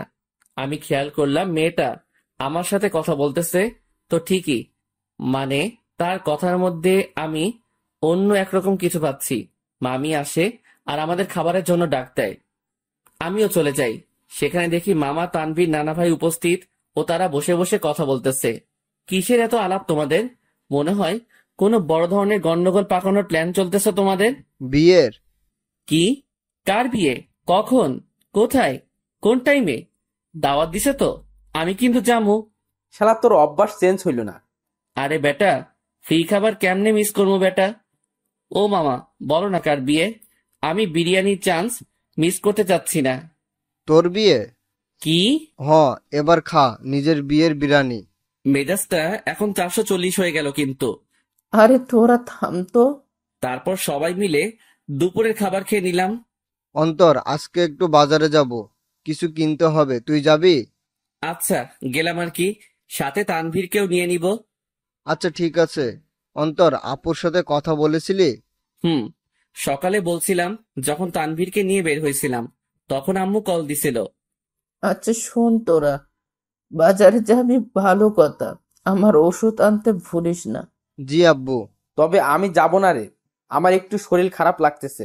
আচ্ছা ঠিক আছে, তুই রেস্ট নে, আমি আর মামা যাব। তো মামা, কখন যাবা? এই বিকাল করেই যাব। আচ্ছা। তারপর আমি আমার রুমে চলে গেলাম। সেখানে গিয়ে কিছুক্ষণ রেস্ট করে নিলাম। বিকেলবেলা আমি মামার সাথে বাজারে যাওয়ার জন্য রেডি হচ্ছি। আসলে কোট নিয়ে নিচ্ছি, যাতে যদি আসতে দেরি হলেও ঠান্ডা সহ্য করতে না হয়। মামা বাইক নিয়ে দাঁড়ায় আছে, আমি বাইকে বসলাম। কিরে, বাইক চালাবি? না মামা, তুমি চালাও। তারপর মামা বাইক চালাতে লাগে আর আমিও বাইকে বসে আছি। বাইক চলতেছে আপন গতিতে আর আমি বাইকে চড়তেছি আর গ্রামের প্রকৃতি উপভোগ করতে ব্যস্ত। কিছুক্ষণ পরে আমরা বাজারে চলে আসি। মামা আমাকে নামিয়ে একটা জায়গায় বাইকটা রেখে আসে। আচ্ছা মামা, কি কি নিবা বাজার থেকে? ভাগিনা, অনেকদিন পরে আমাদের বাড়িতে আসছিস, সাথে তোর বন্ধু তানভীরকে নিয়ে আসছিস, তাই আব্বু আম্মু বলেছে তোদের দুজনের জন্য কিছু নিতে। মামা কিছু লাগবে না আমাদের, তোমার অন্য কাজ থাকলে সেটা করো। আরে আই তো তুই। মামা আমাকে টেনে নিয়ে যায় আর একটা পাঞ্জাবির দোকানে নিয়ে যায়। সেখানে আমি দাঁড়াই আছি আর মামা দোকানদারের সাথে কথা বলতে ব্যস্ত। অন্তর এদিকে আয় তো। আমি মামার কাছে গেলাম। দেখ তো পাঞ্জাবিটা পছন্দ হয় কিনা। মামা আমাকে লাল কালারের পাঞ্জাবি দেখালো। মামা লাল কেন? আমার তো বিয়ে না। বিয়ে হোক আর না হোক, কিন্তু এটা আমার পছন্দ হয়েছে আর আমি চাই বিয়েতে এটা তুই পরবি। তবে ভাগিনা, এটাতে তোরে বেশ মানাবে। আচ্ছা, তোমার পছন্দ হয়েছে তাহলে নাও। তারপর মামা পাঞ্জাবিটা নিয়ে নেয় আর আমাকেও বলে তানভীরের জন্য একটা পাঞ্জাবি দেখতে। আমিও তানভীরের জন্য একটা পাঞ্জাবি দেখি আর মামাও সেটা কিনে নেয়। হইছে মামা, এবার খুশি? এমন ভাবে কথাগুলো বললা মনে হয় আমাকে বিয়ে করানোর প্ল্যান করে আছো। সেটাই তো। কি? না মানে সেটাই তো, যাতে তোকে একটা বিয়ে করাই দিতে পারি। ধুর মামা, আপাতত একটু শান্তি দাও আমারে। বিয়ে করলে তো তোমার মতো হাল হবে আমার। আচ্ছা চল। আমি মামার সাথে যেতে লাগি। আমরা বাজারে হাঁটতে লাগলাম আর মামাও টুকিটাকি বাজার নিতে ব্যস্ত। আমিও মামার সাথে ঘুরে ঘুরে দেখতে লাগলাম। আর তখনই একটা শাড়ির দোকানে চোখ পড়ল, যেখানে বাহির থেকে একটা শাড়ি দেখা যাচ্ছিল যার রং ছিল গোলাপি। শাড়িটা দেখে তারিনের কথা মনে পড়ল আর তারিনের পছন্দের কালারও গোলাপি। যেদিন প্রথম তারিনকে দেখি সে গোলাপি জামা পরে কলেজে আসছিল, যা দেখে প্রায় কলেজের সকলেই তার দিকে তাকিয়েছিল আর আমি তো দেখেই লাট্টু হয়ে গেছিলাম। আর সেদিনই তারিনকে আমার ভালো লেগে যায়। এরপর তারিনের পিছেই পড়ে যাই আর প্রায় একটা সপ্তাহের মতো পিছে পড়েছিলাম। এরপর একদিন তানভীর শালা সাহস জাগিয়ে দেয় আর প্রপোজ করি, আর সেও সাথে সাথে অ্যাকসেপ্ট করে নেয় আর বলে নাকি সেও নাকি আমাকে পছন্দ করত, কিন্তু আমার রাগের জন্য আমার সামনেও আসতেও ভয় পেত। আসলে আমি সব সময় নিজেকে শান্ত রাখার চেষ্টা করি, কিন্তু যখন রেগে যাই তখন শান্ত হতে অনেক সময় লাগে। আর যার উপর রেগে যাই তাকে সহজে ক্ষমা করি না। কিন্তু তারিনের ব্যবহারটা আমার মোটেও ভালো লাগেনি। আসলে আমি বুঝতে পারলাম তার মধ্যে আমার জন্য কোনো ভালোবাসাই ছিল না, জাস্ট ভালো লাগাই ছিল, যেটাকে আমি ভালোবাসা ভেবে বসেছিলাম। আর সেটাই আমার বড় ভুল ছিল। ভালোবাসা মানে একে অপরের প্রতি বিশ্বাস, ভরসা। কিন্তু তারিনের জন্য আমি তানিয়ার সাথে মিলে তারিনের বার্থডে সেলিব্রেশন করার জন্য প্ল্যান করলাম। কিন্তু তারিন মনে করে বসেছিল আমার আর তানিয়ার মধ্যে কোনো কিছু চলতেছে। যদি তারিন আমাকে বিন্দু মাত্র বিশ্বাস করত তাহলে সেটা কখনোই মাথায় আনতো না। কিন্তু তারিনের মনে ভালোবাসা ছিল না, তাই সে আমাকে তানিয়ার সাথে মিশতে দেখে সন্দেহ করতে লাগলো। আমি মনে করেছিলাম তারিনকে তার বার্থডে পার্টির সারপ্রাইজ দিব, কিন্তু সেই আমাকে বড় ধরনের সারপ্রাইজ দিয়ে বসে আছে। তার জন্য আমি একটা সপ্তাহ শান্তিতে ঘুমাতে পারি নাই, কারণ আমি তারিনের জন্য তার পছন্দের জিনিসগুলো কিনতে আনতে ব্যস্ত। কারণ আমি তারিনকে খুশি দেখতে চাই। তার জন্য এত কিছুই করে শেষমেশ জুতার বাড়ি ও মিথ্যা অপবাদ পেলাম। সে না জেনেই আমাকে এভাবে আঘাত করলো। যদি তার মনে আমার জন্য বিন্দুমাত্র ভালোবাসা থাকতো তাহলে সে আমাকে সন্দেহ না করে আমার প্রতি বিশ্বাস রাখতো। কিন্তু সে থাক, যা হয়েছে ভালোই হয়েছে। আমিও উচিত শিক্ষা পেলাম আর বুঝতে পারলাম তারিন আমাকে কেমন ভালোবাসছিল। কিরে, কি ভাবছিস? কই কিছুই না। আচ্ছা নানা ভাইয়ের ওষুধ নিছো? নিব, কিন্তু তোর চোখে পানি কেন? আরে চোখে বালি ঢুকছে, সেটার জন্য। আমার সাথে আয়। আমি মামার সাথে গেলাম আর মামা একটা কলের কাছে নিয়ে যায় আর আমিও মুখ ধুয়ে নেই। আসলে তারিনের কথা মনে করতে করতে ওই দিনের ঘটনাটাও মনে পড়ে গেল আমার, তাই চোখেও পানি চলে আসে। সেদিন তারিন আমাকে যেভাবে মারলো আমি বুঝতে পারলাম সে কতটা ঘৃণা করে আমাকে। সে সত্যি না জেনেই আমাকে আঘাত করলো, যা থেকে বোঝা যায় তারিনের ভালোবাসা কত দূর। চল বাড়ি যাব, বাজার শেষ। নানা ভাইয়ের ওষুধ নাও। মামা চলে গেল ওষুধ নিতে আর আমাকে বাজারের ব্যাগ ও পাঞ্জাবির প্যাকেটগুলো দিয়ে গেল। আমিও সেগুলো নিয়ে বাইকের কাছে চলে গেলাম। আজ তারিনের কথা মনে পড়তে লাগলো, কিন্তু তাকে এখন আমি ঘৃণা করি। তার ভালোবাসার রূপ দেখলাম ভালো করেই। জানি না কোথায় আছে সে, কি করতেছে। দূর, এর কথা কেন ভাবতে লাগলাম? সে যেখানে থাক ভালো থাক, মোট কথা আমার থেকে দূরে থাকলেই ভালো। আমার আশেপাশেও যাতে এই মেয়েটাকে যেন না দেখি আমি। মামা ওষুধ নিয়ে আসে, তারপর মামা বাইক নেয় আর আমিও বসে পড়ি ব্যাগ নিয়ে। তারপর আমরা বাড়ি ফিরি। আমি ব্যাগগুলো ডাইনিং টেবিলে রেখে আমার রুমে চলে যাই। সেখানে বসে বসে আমিও মোবাইল নিয়ে ব্যস্ত, কিন্তু তানভীর রুমে ছিল না। শালা ঠান্ডার মধ্যে গেল কই? কিছুক্ষণ পরে মামি আসে আর নাস্তার জন্য যেতে বলে। আমিও মোবাইল চার্জে লাগিয়ে নাস্তা করতে চলে যাই। দেখলাম তানভীর উপস্থিত, আর সে মামা ও নানা ভাইয়ের সাথে কথা বলতেছে। কিরে তানভীর, কই ছিলি তুই? আরে এমনি একটু বের হলাম আর কি। তারপর নাস্তা করি আর রুমে চলে যাই। সেখানে তানভীরও আসে। তোর নাম্বার বন্ধ কেন? কি বলিস, নাম্বার বন্ধ? কোনটা? কেন, শেষে 86 ওইটা? ও ওইটা? ওইটা তো নষ্ট হয়ে গেছে। নষ্ট হইছে নাকি তুই নষ্ট করছিস? আমি করছি। কেন, তোর কাছে আমার শেষে 68 ওয়ালা নাম্বারটা নাই? আছে তো। সেটাতে কল দিলে পাবি। আচ্ছা, তানিয়ার সাথে কথা হয়েছে তোর? আরে আরেকটু আগেও তো কথা বলে আসলাম তার সাথে। কি? আরে ফোনে কথা বললাম আর কি। তুই কি মনে করছিস তানিয়া এখানে আর আমিও তার সাথে ঘুরে ঘুরে কথা বলতেছি? আমি তো এটা মনে করি নাই। তুই এই কথাটা বললি কেন? আরে শালা, তুই তো এটাও ভাবতে পারিস, তাই আগে বলে দিলাম আর কি। আচ্ছা বাদ দে। আর শোন, তানিয়াকে আমার পক্ষ থেকে সরি বলে দিস ওই দিনের ঘটনার জন্য। আরে বেটা বলতে হবে না, আমি সামলে নিছি ব্যাপারটা। তারপর তানভীরের সাথে রাতে খাবারের আগ পর্যন্ত আড্ডা দেই। তারপর মামা এসে আমাদের খাবারের জন্য ডাকে আর আমরাও খাবার খেয়ে নেই। এরপর রাতে আম্মু আব্বুর সাথে কথা বলে নিলাম আর মোবাইলে সকাল ভোরের জন্য অ্যালার্ম দিলাম, যাতে সকালে উঠে নামাজ পড়ে গ্রামের শীতকালে সকালের দৃশ্য উপভোগ করতে পারি। এরপর দিলাম ঘুম। সকাল ভোরে আমার অ্যালার্ম বেজে ওঠে আর আমিও উঠে পড়ি আমার অ্যালার্ম শুনে। তানভীর কিছুটা নড়ে ওঠে, আমিও অ্যালার্মটা বন্ধ করে দেই। আর শালা আবার ঘুম।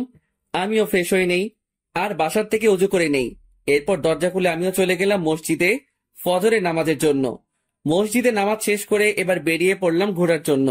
চারিদিকে কুয়াশায় ঘেরা, সামনে কি আছে কেউ দেখতে পারবে না। আর গ্রামের পরিবেশে এটা একটা অসাধারণ ও মুগ্ধকর মুহূর্ত। তবে এটাই না, এখন সবচেয়ে আকর্ষণীয় জিনিস দেখার বাকি, যেটা প্রায় অনেকে দেখতে গ্রামে আসে। আর সেটা হলো শীতকালে সকাল ভোরে সূর্যোদয়। ভাগ্যিস আমি কোট শু পরে বের হইছি, না হলে এমনিও ঠিক না জমে কুলফি হয়ে যাইতাম। আমি হাঁটতে লাগি আর কিছু স্বপ্ন দেখছিলাম, সেইগুলো ভাবতে লাগি। একদিন এক শীতের সকালে তাকে নিয়ে হাঁটবো, একটা চাদরকে দুজনে ভাগাভাগি করে নিয়ে পড়বো, একে অপরকে ধরে সেই কুয়াশা ভরা রাস্তায় একে অপরকে নিয়েই মগ্ন থেকে হেঁটে যাব। তাকে নিয়ে শীতের সকালে সূর্যোদয় দেখব, আর সকালবেলা দুজনে ঠান্ডা ঠান্ডা খেজুরের রস খাবো। হয়তো এটা কোনোদিনও পূরণ হবে না, স্বপ্নই থেকে যাবে। থাক, কেউ লাগবে না আমার। আমার লাইফ আমি একা এনজয় করব। তার ভালোবাসার কোনো প্রয়োজন নেই আমার। তার ভালোবাসার নমুনা দেখলাম ভালো করেই, যার মধ্যে আমার জন্য বিন্দুমাত্র বিশ্বাস নেই, সে কি করে আমাকে ভালোবাসবে? ভালোবাসার মধ্যে বিশ্বাসের অবদান বেশি, কারণ একে অপরের প্রতি বিশ্বাসী ভালোবাসাকে আরো বাড়িয়ে তোলে। সূর্যোদয় শুরু হয় আর আমিও রাস্তায় দাঁড়িয়ে দেখতে লাগি। পকেটে হাত দেওয়া অবস্থায় সেই মুগ্ধকর দৃশ্য দেখতে ব্যস্ত আমি। সূর্যোদয় শেষ আর কুয়াশাও আস্তে আস্তে দেখা যেতে লাগে আর শেষ হতে লাগে। তাই আমিও চিন্তা করলাম, শীতের সকাল, দেখি যদি কোনো চায়ের দোকান পাই তাহলে এক কাপ গরম চা খাওয়া যায়। আমিও হাঁটতে লাগি আর ভাগ্যক্রমে একটা চায়ের দোকানও পেয়ে গেলাম। আমিও সেখানে যাই। এক কাপ চা দেন তো। জি দিচ্ছি, বসেন। আমি বসে আছি আর পকেটে হাত, কারণ হাত প্রায় ঠান্ডা হয়ে আসছে। এখন যদি তানভীরের পাশে থাকতো তাহলে আমার এই ঠান্ডা হাত তার পিঠে ঢুকাই দিতাম। প্রতি শীতেই শালারে এই চাকা দেই আমি। চা দিয়ে গেল আর আমিও পকেট থেকে হাত বের করে দুই হাত দিয়েই চায়ের গ্লাস ধরি। চায়ের গ্লাসের তাপ দিয়ে হাত গরম করতেছি আর একটু একটু চুমুক দিচ্ছি চায়ে। চা খাওয়া শেষ করলাম আর পকেট থেকে মানিব্যাগটা বের করে চায়ের বিল দিয়ে দিলাম আর সেখান থেকে চলে আসলাম। আমি বাড়ির দিকে যেতে লাগি। বাড়ি আঙিনায় যেতে দেখি সামনে একটা সিএনজি। মনে হয় বাড়িতে কেউ আসছে। থাক, যেই আসুক আমার কি। আমিও আস্তে করে বাড়িতে ঢুকে যাই আর নিজের রুমের দিকে চলে যাই। রুমে প্রবেশ করা মাত্রই আমার চোখ কপালে উঠে গেল। তোমরা? কি রে হারামজাদা, ভালোই তো মজা মাস্তিতে আসিস। জি হ্যাঁ, আমার রুমে আমার আম্মু আব্বু উপস্থিত আর তানভীরও ঘুম থেকে উঠে গেছে। তোমরা এখানে কেমনে? কালকে না তোমাদের সাথে কথা বললাম আমি? আমরা 11টার গাড়িতে উঠি আর এখানে চলে আসি। এখানে আসার কারণটা কি? তাও হঠাৎ করে চলে আসলা? ব্যাপারটা বুঝলাম না। আমার আম্মু আব্বুর বাড়ি আর আমি আসবো না? এটা কি ধরনের কথা? আসবে মানা কি করলো, কিন্তু হঠাৎই না বলে চলে আসলা। ব্যাপারটা আমাকে একটু চিন্তায় ফেলে দিল। চুপ হারামজাদা, এত চিন্তা করতে হবে না তোকে। তোর জন্য আমি তানভীরকে মারলাম। মানে? আর বলিস না দোস্ত, আমাকে তুই মনে করে আমি ঘুমানো অবস্থায় মাথায় দিল একটা। তুই শালা মাইরের যোগ্য। আম্মুর কাছে গিয়ে আম্মুকে জড়িয়ে ধরলাম। তো মাই আম্মা যান, একটু বলবেন আপনার চেহারা এত খুশি কেন? কারণ আমার আব্বু জান থেকে পেয়ে গেলাম যে। কেমন আছিস আব্বু? কোনো অসুবিধা হচ্ছে না তো? আর বলিও না আম্মু, রাতের বেলা মশারা আমার কিস নিতে নিতে আমার ইজ্জত আস্ত রাখে নাই। এখন বউকে কি বলবো সেটাই সমস্যা। আমার কথা শুনে আম্মু আব্বু হেসে দেয়, কিন্তু তানভীরের মুখে অন্য কিছুই দেখতে পাচ্ছি। কিরে তানভীর, তোর কি হয়েছে আবার? কই কিছুই না, আমার ঠান্ডা লাগছে, আমি ঘুমাই। যা ঘুমা তুই। আমি আম্মু আব্বুকে নিয়ে হলরুমের দিকে গেলাম আর দেখলাম মামা নানা ভাই কথা বলতেছে। আপু, এটা কি আসলে তোর ছেলে? কেন? তোরে কি করলো? আর বলিস না আপু, আসতে না আসতেই আমার জীবনের অর্ধেক আগেই টানা টানা করেছে, আর এখন বাকিটুকু করতেছে আর কি। এই মামা, মেজাজ গরম করিও না, না হলে যে একেবারে জায়গা বরাবর বাস দিমো। আল্লাহ কি দেখে তোরে বানাইছে বুঝি না, একবারে ফাজিল এর বাপ তুই। আজ আছি তো তাই এসব বলতেছো, একদিন এই ফাজিলটা থাকবে না, সেদিন মিস করলেও লাভ হবে না মামু। প্রথম কথা, তুই ফাজিল না, শয়তানের নানা, আর শয়তান মরে না, বুঝছস? ওকে, দেখা যাবে। মামা ভাগিনার ঝগড়া শেষ হয়েছে? হয় নাই, আরো বাকি আছে। মামু, মেজাজটা কিন্তু 440 করছো। কোন সময় কোন অঘটন ঘটাই দেই আর তোমারে ফাঁসাই দিব কিন্তু। কেন, কি করবি তুই? বেশি কিছু না, গ্রামে কোনো এক আন্টিকে টাকা দিয়ে ভাড়া করে আনবো। কেন, গ্রামের মহিলা এনে কি করবি? বেশি কিছু না, তারে বলবো তোমার জিএফ হিসেবে নিজেকে পরিচয় দিতে, বাকিটা মামি সামলাবে আর কি। কথাটা শুনে আব্বু আম্মু নানা ভাই হেসে দিল, আর মামার মুখের রিয়াকশন দেখে আমার হাসি আসতেছে। মামা ফুল শক খেয়ে গেল। ওরে খোদারে, আমার জীবন শেষ করার জন্যই জন্মাইছে হারামজাদা বজ্জাত, কি জিনিস রে তুই? এই আপু, এটা কি আসলে তোর ছেলে? আমার সন্দেহ হচ্ছে, এটাকে মনে হয় ভুল করে নিয়ে নিচ্ছিস তুই। আম্মু আব্বু হাসতেছে কারণ তারা ভালো করেই জানে মামা ভাগিনার কাণ্ড। এইভাবে কিছুক্ষণ মজা করে রুমে চলে যাই। সকালে নাস্তার সময় আমরা সকলে একত্রে হই। আমি, আব্বু, মামা, নানা ভাই, শান্ত, তানভীর, আমরা সকলে নাস্তা করে নিলাম। অন্তর, তুই এমন কেন? আমি আবার কি করলাম? বাবা রে, তুই কি আমাদের কিছুই মনে করিস না? আরে কি হয়েছে, কান্না করতেছো কেন? সমস্যা কি একটু বলো তো, কি করলাম আমি? আমি আব্বুকে জড়িয়ে ধরলাম। যদি কোনো ভুল কিছু করে থাকি ক্ষমা করে দিও। আর ওই দিনের ব্যাপারটার জন্য সরি। আসলে মাথা ঠিক ছিল না, তাই কথা বলতে ইচ্ছে করতেছিল না, তাই রাগ করে টেবিল থেকে গ্লাস ফ্লোরে ছুঁড়ে মারি। আব্বু আমাকে খুব শক্ত করে জড়িয়ে ধরে। আমি বুঝতে পারলাম আব্বুর মনে কিছু একটা চলতেছে, কিন্তু কি তা বুঝতে পারতেছি না। আচ্ছা আব্বু, চলো একটু ঘুরে আসি দুজন মিলে। চল। আমি আব্বুকে নিয়ে গ্রামে ঘুরতে গেলাম আর দুপুর পর্যন্ত ঘুরলাম।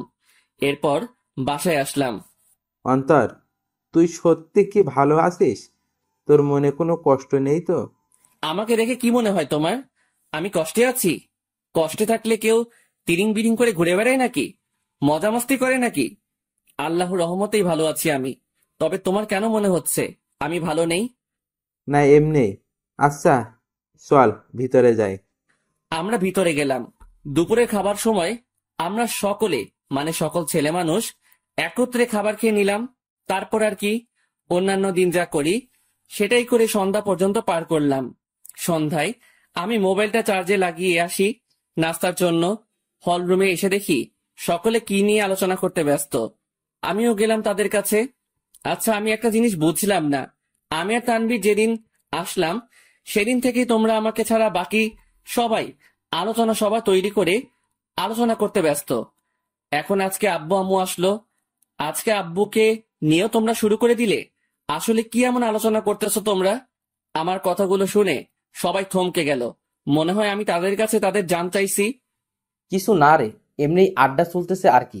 মামা, নানা ভাই তারা এত ফ্রেন্ডলি যে তাদের সাথে আড্ডা দিতে হেব্বি মজা হয়। তুইও আয়।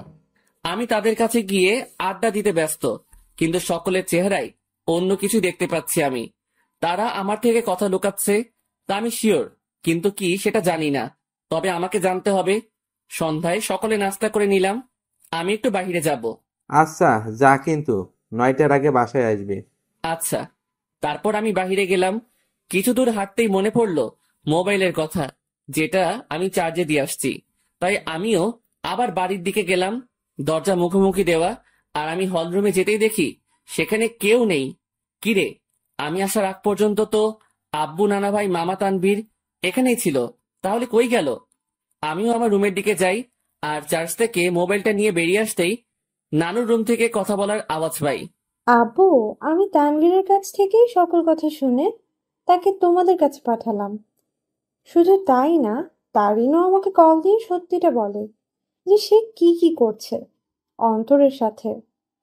প্রথম আমারও রাগ উঠছিল, তারপর তারিন কান্নাকাটি করতে লাগে আর সে তার ভুল বুঝতে পারে। তোমাদেরও সবটুকু বললাম, অন্তরকে বুঝতে দিই নাই। আমরা তার কষ্ট সম্পর্কে অনেক আগেই জেনে গেছি। রেহেনা, মা শোন, আমাদের বুদ্ধিমতো অন্তরকে এখানে আনলাম আর আটকে রাখলাম। তাকে বুঝতেও দিই নাই যে আমরা এখানে তার বিয়ের ব্যবস্থা করছি। আমি কথাগুলো শুনেই নিস্তব্ধ হয়ে গেলাম। খুব বড় ধরনের শখ খেলাম আমি। তার মানে আমাকে এই কারণে আম্মু নানার বাড়িতে পাঠাইছে। আমি কি বলবো বা করবো কিছুই বুঝতে পারলাম না। আমি মোবাইল নিয়ে আস্তে করে বাহিরে যাই, আর নানুর রুমের জানালা খোলা, সেটা দিয়ে আমি কোনো মতে নিজেকে আড়াল করে বাইরে থেকে তাদের দেখতে ও কথাগুলো শুনতে লাগি। এখানে আম্মু তারিনের কথা বলল, কিন্তু এখানে তারিন কোথা থেকে আসবে? আর তখনই দুইটা মেয়েকে দেখলাম। মেয়েগুলো আর কেউ না, সেই মেয়ে যেগুলো আমাদের সাথে আমাদের বাড়িতে আসছে। তাদের চেহারায় এখনো পর্দা করা, তবে তারা তাদের পর্দা খুলতে লাগে। তাদের পর্দা খোলা শেষ, কিন্তু আমি তাদের পিছনের অংশটুকুই দেখতে লাগলাম। এরপর তারা দুজনেই ঘুরতেই সেই লেভেলে শক খেয়ে গেলাম আমি, কারণ আমি তাদের চেহারা দেখলাম। যে মেয়েটা আমার মাথা খাইছে সেটা আর কেউ না, তারিন। আর তার পাশের মেয়েটা হচ্ছে তানিয়া। কি ধোকা দিল রে দুইটাই! ভাইরে ভাই, কি জিনিস এরা! আমার আগেই সন্দেহ হয়েছিল এই দুইটার উপর, তবে চেহারা দেখার ইচ্ছা ছিল, কিন্তু দেখতে পারি নাই। আন্টি দেখুন, আপনার কথা মতো আমিও এই দুজনকেই নিয়ে আসি আমাদের সাথে, আর অন্তরকে বুঝতেও দিই নাই এই দুই বোরকাওয়ালি আর কেউ না, তানিয়া ও তারিন। কিন্তু আন্টি, আপনি হয়তো এই মেয়েটাকে মাফ করতে পারেন, কিন্তু আমি কোনোদিনও মাফ করব না। এই মেয়েটা আমার বন্ধুটার মনে গুরুতরভাবে আঘাত করেছে, আর আমি চাই না এই মেয়েটা অন্তরের জীবনে আর আসুক। কিন্তু আপনার কথা রাখার জন্য আমি একে আমাদের সাথে নিয়ে আসি। শালা তানভীরও আমার সাথে 2 নাম্বারই করলো। সে আমাকে গোপনে হলেও তো আমাকে বলতে পারতো, কিন্তু শালাও বেইমানি করলো। তানভীর প্লিজ, আল্লাহর দোহাই লাগে, আমাকে মাফ করে দাও। আমি সত্যিই অজান্তে এমনটা করছি। আমি অন্তরকে হারাইতে চাই না। প্লিজ আমার অন্তরকে ফিরিয়ে দাও। কথা দিচ্ছি আর এমন হবে না, কোনোদিনও না। এই, তুমি এভাবে কথা বলতেছো কেন? তারিন তো তার ভুল বুঝতে পারছে, তাহলে কেন ওকে কথা শোনাচ্ছ তুমি? তুমি কি ভুলে গেছো এই মেয়েটা কি অপবাদ দিয়েছিল তোমাকে ও অন্তরকে?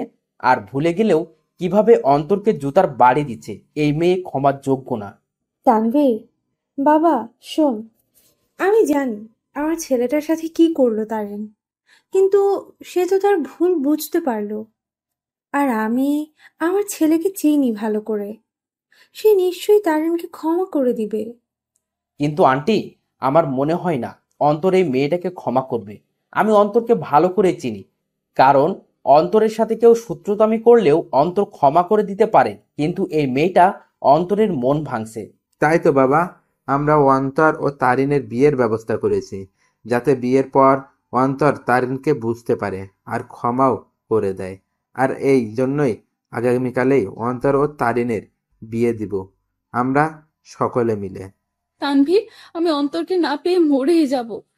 দেখো তানভীর, আমি জানি আমি অনেক বড় ভুল করছি, কিন্তু বিশ্বাস করো, অন্তরকে আমি নিজের থেকেও বেশি ভালোবাসি। তানভীর, আমি তোমার পায়ে পড়ি, একমাত্র তুই পারিস অন্তরকে আমার করে দিতে। এই মেয়ে দূরে থাক আমার থেকে। আর আন্টি, আঙ্কেল যেহেতু আপনার অন্তরকে না জানিয়ে অন্তরের বিয়ের ব্যবস্থা করছেন, যদি অন্তর জানতে পারে যে আপনাদের প্ল্যানে আমি জড়িত, তাহলে অন্তর আমাকে কখনোই ক্ষমা করবে না। তাই আপনারাও কেউ বলিয়েন না যে আমি আপনার সাথে ছিলাম। কিন্তু তানভীর, আমি তো সত্যিটা জেনেই গেছি। আর কথা রইল বিয়ের, সেটা তখনই হবে যখন আমি এখানে থাকবো। তার আগেই আমি এখান থেকে কেটে পড়বো। ঠিক আছে বাবা, আমরা এটা বলবো না যে তুমি সব জানতে। আমরা ব্যাপারটা লুকাবো অন্তর থেকে। এবার আমার সামনে সকল সত্য চলে আসলো। বাহ, ভালোই তো প্ল্যান করছে। আর কি বললো তারিন? সে আমাকে ভালোবাসে, তাই না? আর ভালোবাসা লাগবে না। বিয়ে তো দূরে থাক, তার চেহারাও দেখতে আমি ইচ্ছুক নই। আমিও চলে গেলাম।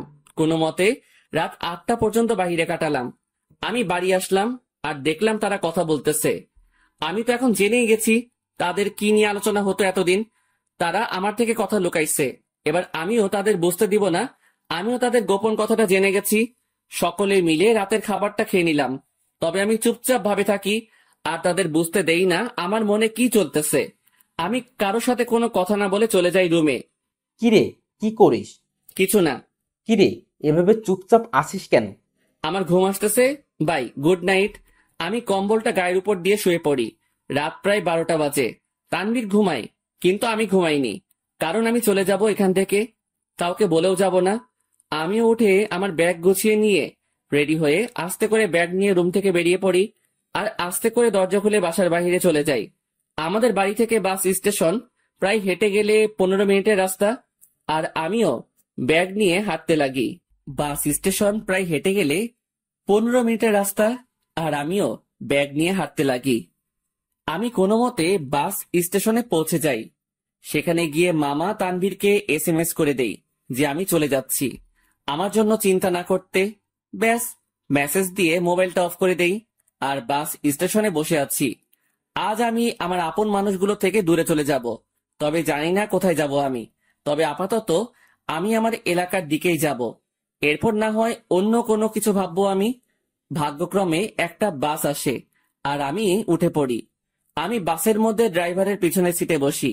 সেখানে টিকিট বাকি ছিল, তাই আমিও নিয়ে নেই। মোট কথা তাদের থেকে দূরে চলে যেতে চাই আমি।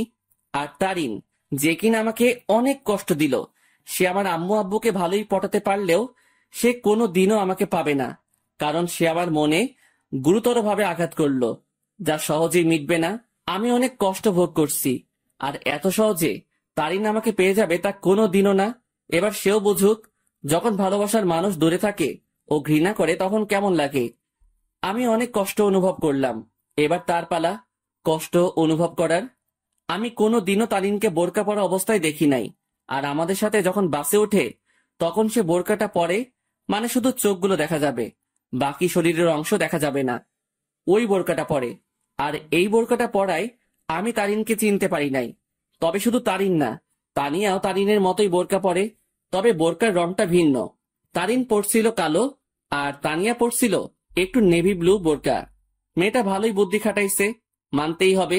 সে আমার সামনে না এসে আম্মু আব্বুকে ভালোভাবেই পটাইছে ও তাদেরকে ভালোভাবেই আয়ত্ত করলো। কিন্তু কোনো লাভ হয়নি। কি করে ভাবলো এত সহজে আমাকে পেয়ে যাবে? আমাকে যতটুকু কষ্ট দিল তাকেও সেটা অনুভব করতে হবে। এরপর না হয় দেখা যাবে। প্রায় 2 ঘন্টা বাস চলতেছে, কিন্তু চোখে কোনো ঘুম নেই আমার। থাকবেই বা কি করে? যে দেখলাম ও শুনলাম আমি যদি আজ সেখান থেকে না চলে আসতাম তাহলে তারা আমাকে জোর করে হলেও তারিনের সাথে বিয়ে দিত। কিন্তু আমি কোনো দিনও এই মেয়েকে এত সহজে মেনে নিব না। একবার এই মেয়েটা আমাকে সন্দেহ করে ও অবিশ্বাস করে, আমাকে অনেক অপমান করলো আর জুতার বাড়িও দিল। আর আজ যদি মেয়েটাকে আমি বিয়ে করি তাহলে আমার অপমানের কি হবে? আমার মনে যে আঘাত করলো তার কি হবে? আর তাছাড়াও এরপর সে যদি অন্য কোনো কাহিনী করে বসে বা আমার পরিবার থেকে আমাকে আলাদা করতে চায়, তাহলে না, এই মেয়ে ভালোবাসার যোগ্য নয়। ওর মনে কোনো ভালোবাসা নেই, আছে শুধু ভালো লাগা। আর ভালোবাসার কি বা বুঝে এই মেয়ে? হ্যাঁ, ভালোবাসার কোনো কিছু জানে সে? ভালোবাসা কি সেটা জানে নাকি? যদি সে সত্যিকারই আমাকে ভালোবাসতো তাহলে আমার উপর ভরসা রাখতো। কিন্তু সে বাসের ব্রেক কাজ করতেছে না। কথাটা শুনে সেখানে থাকা যাত্রীরা ও আমি শক খেয়ে গেলাম। কি বলতেছেন আপনি এসব? বাসের ব্রেক কাজ করতেছে না, হঠাৎ করেই ব্রেক কাজ করা বন্ধ করে দিয়েছে। ড্রাইভারের কথা শুনে যাত্রীরা আতঙ্কে ও ছোটাছুটি চিৎকার চেঁচামেচি শুরু করে দেয়। আরে আপনারা শান্ত হন সবাই, প্লিজ এভাবে উত্তেজিত হবেন না। আর তখনই সামনে থেকে একটা ট্রাক আসে আর বাসের সাথে ট্রাকের ধাক্কা লাগে। এক মুহূর্তেই সকল কিছু পরিবর্তন হয়ে গেল। আমার চোখ ঝাপসা হয়ে আসছে, তবুও চোখে একবার আশেপাশে দেখে নেই। মৃত্যু আমার চলে আসছে, আর আমার জীবনের সমাপ্তি হয়তো এইভাবেই হওয়ার ছিল। আর কিছুক্ষণের মধ্যে অন্তর সেখানে মারা যায়। বাসে প্রায় 40 জনের মতো ছিল, যার মধ্যে অনেকেই গুরুতর আহত হয়। আর সামনে থাকা ড্রাইভারও শেষ। বাসটি সামনে স্টেশন থেকে যাত্রী নেওয়ার কথা ছিল, হয়তো আর যাত্রী নেওয়া হলো না। কিছুক্ষণ পরেই সেখানে উদ্ধারকর্মী ও অ্যাম্বুলেন্স আসে ও তাদের কাজ করতে ব্যস্ত। সকালবেলা তানভীরের মোবাইল বেজে ওঠে। হ্যালো। অপর পাশ থেকে কথা শুনেই তানভীরের মোবাইল হাত থেকে পড়ে যায়। তানভীর পাগলের মতো ব্যবহার করতে শুরু করে। আর তানভীর অন্তরের মামাকে নিয়ে সেও সকাল সকাল বেরিয়ে পড়ে। তানভীর ও অন্তরের মামা জায়গা মতো চলে যায়। তাকে একজন পুলিশ ফোন দেয় আর ঠিকানাটাও দেয় আর বলে সেখানে চলে আসতে, আর তানভীরও সেখানে চলে যায়। তানভীর, কি হয়েছে? তুই এখানে আনলি কেন? তানভীর চুপ হয়ে আছে। জি, আপনার নাম কি তানভীর? জি। আসুন আমার সাথে। আসলে ডেড বডির পকেট থেকে আমরা একটা মোবাইল পাই, আর সেটা অন করেই সেখানে আপনার নাম্বার দেখতে পাই, যেখানে লেখা ছিল তানভীর বেস্টো। তাই আপনাকে কল দিলাম। কার ডেড বডির কথা হচ্ছে অফিসার? আসুন আমার সাথে। পুলিশ তানভীর ও অন্তরের মামাকে একটা রুমে নিয়ে যায়, যেটাতে ডেড বডি শোয়ানো। সেখানে সাদা চাদর মোড়ানো একটি লাশের কাছে নিয়ে যায়। তানভীর, কি হয়েছে রে? কার কি হয়েছে? কিন্তু তানভীর নিস্তব্ধ। পুলিশ অফিসার সাথে সাথে সেই লাশের মুখ থেকে সাদা চাদরটা সরায়। সাথে সাথে অন্তরের মামা লাশ দেখে থমকে যায়, কারণ এটা তার ভাগ্নে অন্তরের ডেড বডি। এই তানভীর, এটা কে? দেখতে তো পুরাই আমাদের অন্তরের মতো লাগতেছে। তানভীরের সাথে সাথে সেই বডিটা ধরে চিৎকার করে কান্না করতে লাগে, কারণ আজ তার বন্ধু তার থেকে বহু দূরে চলে গেছে, যেখান থেকে আর কোনোদিনও ফিরবে না। এই অন্তর, এভাবে শুয়ে আছিস কেন? এই এই অন্তর, দেখ ভাই, এভাবে শুয়ে থাকিস না, কথা বল ভাই। এই তুই না আমাকে ভাই ডাকছিস, আর তুই না বলতি তুই আমার কথা শুনবি, তাহলে শালা এভাবে শুয়ে আছিস কেন? এই অন্তর। এই তুই কাকে অন্তর বলতেছিস তানভীর? আমাদের অন্তর তো বাসায়। আর তখনই অন্তরের মামার মোবাইলে কল আসে আর দেখে তার বোন কল দিছে। কি রে ভাই, কই গেছিলি? আর তানভীর, অন্তর কই? অন্তরের মামা এই কথাটা শুনে থমকে যায়, কারণ বলল অন্তর ওর বাড়িতে নেই। সাথে সাথে কল কেটে দেয় আর স্ক্রিনের দিকে তাকায়। সেখানে অন্তরের একটা মেসেজ দেখে। সেও সেটা দেখতে লাগে। সেখানে লেখা ছিল, মামা, আমি তোমাদের মনের গোপনের তথ্যটা জেনে গেছি, কিন্তু তোমরা আমার মনের অবস্থা জানো না। আপাতত আমি এই সব থেকে নিজেকে বিরত রাখতে চাই, কিন্তু বাড়িতে থাকলে আমি শিওর তোমার আমাকে বিয়ে দিয়েই ছাড়বা। তাই বাধ্য হয়ে আমাকে চলে যাইতেই হইতেছে। ভালো থাকিও আব্বু আম্মু, নানা ভাই, নানু, তানভীর, শান্তা, মামি, আর তোমাদের বাসার সেই গেস্টগুলোর খেয়াল রাখিও, আর সাথে নিজেরও খেয়াল রাখিও, আর আমার জন্য দোয়া করিও। খোদা হাফেজ। তোমার জীবন তেনা তেনা কারি। অন্তর মেসেজটা দেখার সাথে সাথে সেও অন্তরের দেহটাকে ধরে কান্না করে দেয়। আপনারা একটা অ্যাম্বুলেন্স ভাড়া করে বাড়ি নিয়ে যেতে পারেন। অন্তরের মামা একটা অ্যাম্বুলেন্স ভাড়া করে নেয় আর সেখানে অন্তরের দেহটাকে নিয়ে রওনা হয় তাদের বাড়ির দিকে। তাদের বাড়িতে পৌঁছালো। অন্তরের মামাকে দেখে অন্তরের আম্মু সেখানে তার ভাইয়ের কাছে যায়। কি রে ভাই, কই গেছিলি? আর তানভীর, অন্তর কই? কিন্তু তার ভাই চুপ হয়ে আছে। কি রে ভাই, কথা বলিস না কেন? আর আজকে তারিনের পরিবার আসতেছে, তাদের থাকার ব্যবস্থা কর। কি রে, কথা বলিস না কেন তুই? তখনই খেয়াল করে একটা অ্যাম্বুলেন্স তাদের বাড়ির দিকে আসতেছে। কি রে ভাই, বাড়িতে অ্যাম্বুলেন্স? কার কি হয়েছে আবার? কিন্তু তার ভাই নিস্তব্ধ হয়ে আছে, মুখে কোনো কথা নেই। বলতে গেলে জিন্দা লাশ যে জীবিত আছে, কিন্তু কথাবার্তা নেই।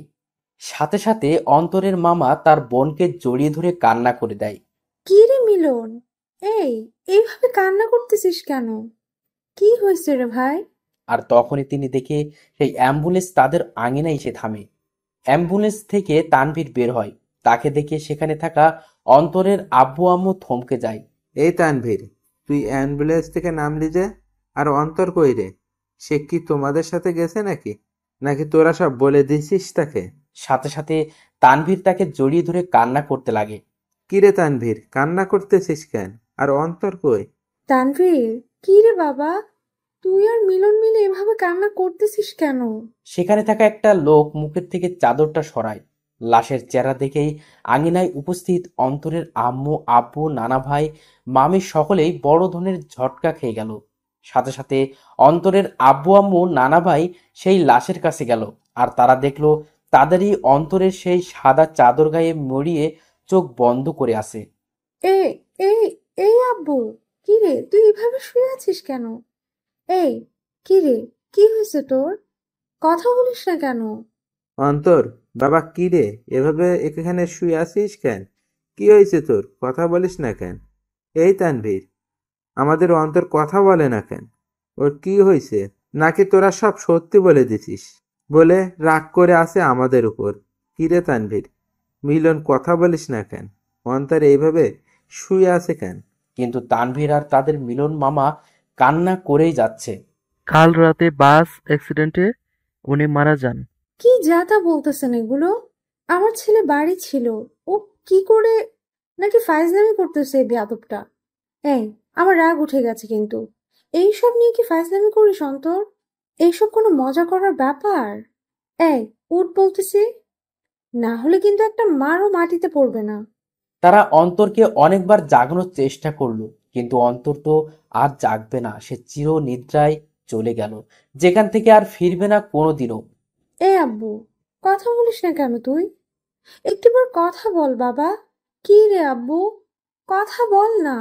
সাথে সাথে অন্তরের বাবা মা দুজনই অন্তরের দেহটাকে জড়িয়ে ধরে কান্না করে দিল। তারিন আর তানিয়া বাড়ি থেকে বের হয়ে দেখে বাড়ির আঙিনায় অনেক মানুষ। কিরে, এখানে এত মানুষ? বিয়ে তো ঘরোয়া পরিবেশে হবে বললো, তাহলে এত মানুষ আর কান্নাকাটির আওয়াজ পাচ্ছি কেন?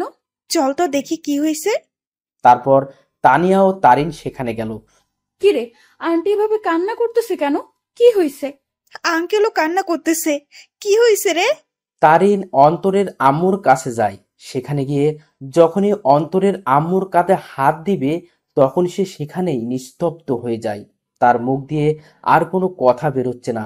সেও সাথে সাথে সেখানে বসে পড়ে। আন্টি, অন্তর এভাবে শুয়ে আছে কেন? কি হয়েছে ওর? কিন্তু তারা সকলেই কান্না করেই যাচ্ছে। কি হলো আন্টি? অন্তর এভাবে শুয়ে আছে কেন? হাই অন্তর, তুমি এভাবে শুয়ে আছো কেন?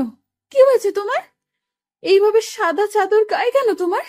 হাই অন্তর, কথা বলো না কেন? আঙ্কেল আন্টি, অন্তর এভাবে শুয়ে আছে কেন? কি হয়েছে? কথা বলতেছেন না কেন আপনারা? কিন্তু কারো কোনো মুখে কথা নেই, শুধু কান্না আর কান্না।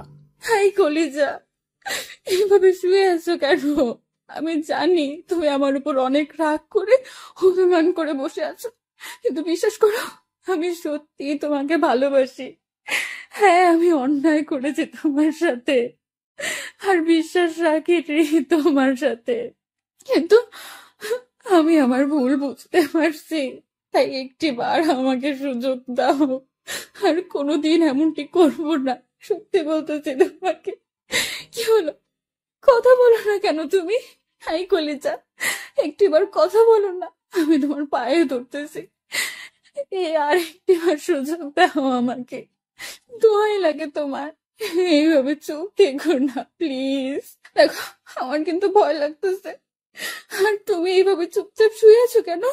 কথা বলো না। দেখো, এভাবে চুপচাপ থেকো না। আমার আর এমন ভুল আমি করবো না। সবসময় তোমার প্রতি বিশ্বাস রাখবো। হাই কলিজা, কথা বলো না কেন? কি হয়েছে তোমার? তারিন অন্তরের হাত ধরে উঠালো আর সাথে সাথে পড়ে যায়। আর তখনই তানিয়া এসে তারিনকে ধরে আর নিয়ে যেতে লাগে। এই তানিয়া, ছাড় আমাকে। আমার কলিজা কথা বলে না কেন? কি হয়েছে ওর? আমাকে ছাড় বলতেছি। তারিন, অন্তর আর কথা বলবে না রে। সে আর কোনো দিনও আমাদের সাথে কথা বলবে না, হাসি ঠাট্টাও করবে না। সে আমাদের একা করে দিল রে। রাগ তো আমার সাথে করলো, তাহলে তোরা একা কি করে হবি? আর দেখি, ছাড় আমাকে, আমি ওর কাছে যাব। ওইখানে শুয়ে আছে আমার উপর রাগ করে, আর আমার সাথে কথাও বলে নাই রাগ করে। দেখি, ছাড় আমাকে, আমি ওকে মানিয়ে নিব। দেখবি ও ও আমার সাথে কথা বলবে। ছাড় বলতেছি আমাকে। তারিন সেখানেই পাগলামো শুরু করে দেয়। সে কোনো মতেই বিশ্বাস করতে পারছে না তার অন্তর শুধু তাকেই না, সকলকে ছেড়ে চলে গেল ওপারে, যেখান থেকে আর কোনোদিনও ফিরবে না। তারিন পাগলামো করতে করতে জ্ঞান হারিয়ে ফেলে, আর তাকে ঘরের ভিতরে নিয়ে যাওয়া হয়। দুপুরবেলা জানাজা পড়িয়ে অন্তরকে নিয়ে যেতে লাগে তার চিরস্থায়ী স্থানে। আজ এক আব্বুর কাঁধে তার ছেলের লাশ, এক বন্ধুর কাছে তার ভাইস্বরূপ বন্ধুটির লাশ হয়ে শুয়ে আছে, আর এক হতভাগা মামা যার সাথে হাসি মজা করে বেড়ানো ভাগ্নেটার লাশের খাট বহি করে নিয়ে যাচ্ছে তার চিরস্থায়ী স্থানে। অন্তরকে কবরে শোয়ানো হয়, তাকে মাটি দেওয়া হয়। আজ সেই কবরে দাফন হয়ে গেল কারো ছেলে, কারো ভাগ্নে, কারো প্রিয় বন্ধু, আর কারো ভালোবাসা। সকলকেই সেখানে অন্তরের জন্য দোয়া করে চলে যায়। তবে সেখানে বসে বসে তিনজন হতভাগা মানসিক কান্নায় ভেঙে পড়ে বসে আছে। আজ অন্তরের মামা ভাবতে লাগে সেই দিনগুলো, যখনই অন্তর তাকে জ্বালিয়ে বেড়াতো, কিন্তু আজ থেকে সেই মামাকে আর কেউ জ্বালাবে না। আজ এক বন্ধু তার সুখ দুঃখ ভাগ করা বন্ধুকে হারিয়ে ফেললো। আজ একজন বাবা তার শাসন করা ছেলেটাকে হারিয়ে বসে আছে। সব সময় অন্তরকে বকা দিয়ে বেড়াতো, কিন্তু আজ থেকে সেই বকাগুলো আর কাউকে দিতে পারবে না। অন্যদিকে তারিনের জ্ঞান ফিরে, সে দেখে অন্তরের আম্মু কান্না করতেছে, আর তানিয়া তাকে সামলাতে সামলাতে কান্না করতে লাগলো। এই, তোমরা সকলে কান্না করতেছো কেন? আজকে না আমার আর অন্তরের বিয়ে, আর বিয়েতে তো মেয়েরা কান্না করে। তাহলে তোমরা ছেলের মা, ছেলের বান্ধবী হয়ে কান্না করতেছো কেন? আরে যাও, তাড়াতাড়ি আমাকে রেডি হতে হবে। এই তানিয়া, তাড়াতাড়ি আমাকে রেডি করে দে, কাজী সাহেব চলে আসবে যে কোনো সময়। আর অন্তর রেডি হইছে, দেখ না। আর শোন, তানভীরকে বল না অন্তরকে রেডি হওয়া অবস্থায় একটু ছবি দিতে, আমি একটু দেখবো আমার কলেজাটাকে। তানভীরকে বল না অন্তরের ছবি দিতে, আমাকে রেডি করে দে। আমি শাড়ির আঁচল সামলাতে পারি না, কিন্তু ও বলছিল শাড়িতে নাকি আমাকে দারুণ মানাবে, আমি ওর জন্য শাড়ি পরবো। তারিন, কি হয়েছে? আর আন্টি, সরি আম্মু, একটু রেডি করে দাও না, কাজী সাহেব চলে আসবে তো, আমাকে আবার অন্তরকে মানাতে হবে। তারিন সেখানে পাগলের মতো ব্যবহার করতে লাগলো। তারিনকে অনেকবার বোঝানোর চেষ্টা করা হলো অন্তর অনেক দূরে চলে গেছে, কিন্তু সে তা কোনো মতেই মানছে না। তারা বুঝতে পারলো অন্তরের অকাল মৃত্যু তারিনের মাথার এফেক্ট করেছে, তাইও সে পাগলের মতো আচরণ করতে লাগলো। তারিনের পরিবারও আসে, সবাই মিলে তারিনকে সামলানোর চেষ্টা করে, কিন্তু তারিনের মুখে একটা শব্দ, অন্তর। কিন্তু সে আর কোনোদিনও ফিরবে না। এভাবেই সমাপ্তি ঘটল এক অসমাপ্ত ভালোবাসার। একটি সন্ধ্যের জন্য একটি ভালোবাসা অপূর্ণ রয়ে গেল, শুধু থেকে গেল ভালোবাসার কিছু স্মৃতি ও অনুভূতি। ভালোবাসার মধ্যে সবচেয়ে গুরুত্বপূর্ণ হলো বিশ্বাস। একে অপরের প্রতি বিশ্বাস যত মজবুত থাকবে, ভালোবাসাও তত শক্ত হবে। সন্ধ্যের জন্য একটি ভালোবাসা সম্পূর্ণ শেষ হয়ে যায়, তবে বর্তমানে ভালোবাসার মানুষগুলোও অনেক আজব, কারণ আমরা ভুল মানুষের উপর বিশ্বাস করে ফেলি আর সঠিক মানুষকে সন্দেহ করে বসি। তাই ভালো যেহেতু বাসবেন, তার আগেই সেই ব্যক্তিটার সম্পর্কে একটু ধারণা নিয়েই তবেই ভালোবাসিয়েন, আর ভালোবাসার প্রতি ভরসা রাখবেন। হ্যালো বন্ধুরা, আমি প্রিয়াঙ্কা। আশা করি সবাই অনেক ভালো আছেন। তো সবাইকে কিছু কথা বলতে আসলাম। আপনাদের ভালোবাসা পেলে এমন সব ভিডিও আরও উপহার পাবেন, যেভাবে প্রতিদিন আমি দিয়ে আসছি। ভিডিওগুলো বানাতে অনেক কষ্ট হয়, আমি জানি। এই ভিডিওটি অনেক মানুষই দেখবেন। আপনারা যদি ফেসবুক থেকে দেখে থাকেন তাহলে অবশ্যই একটা লাইক এবং ফলো করে দিবেন, আর যদি ইউটিউব থেকে দেখে থাকেন তাহলে অবশ্যই সাবস্ক্রাইব করে দিবেন।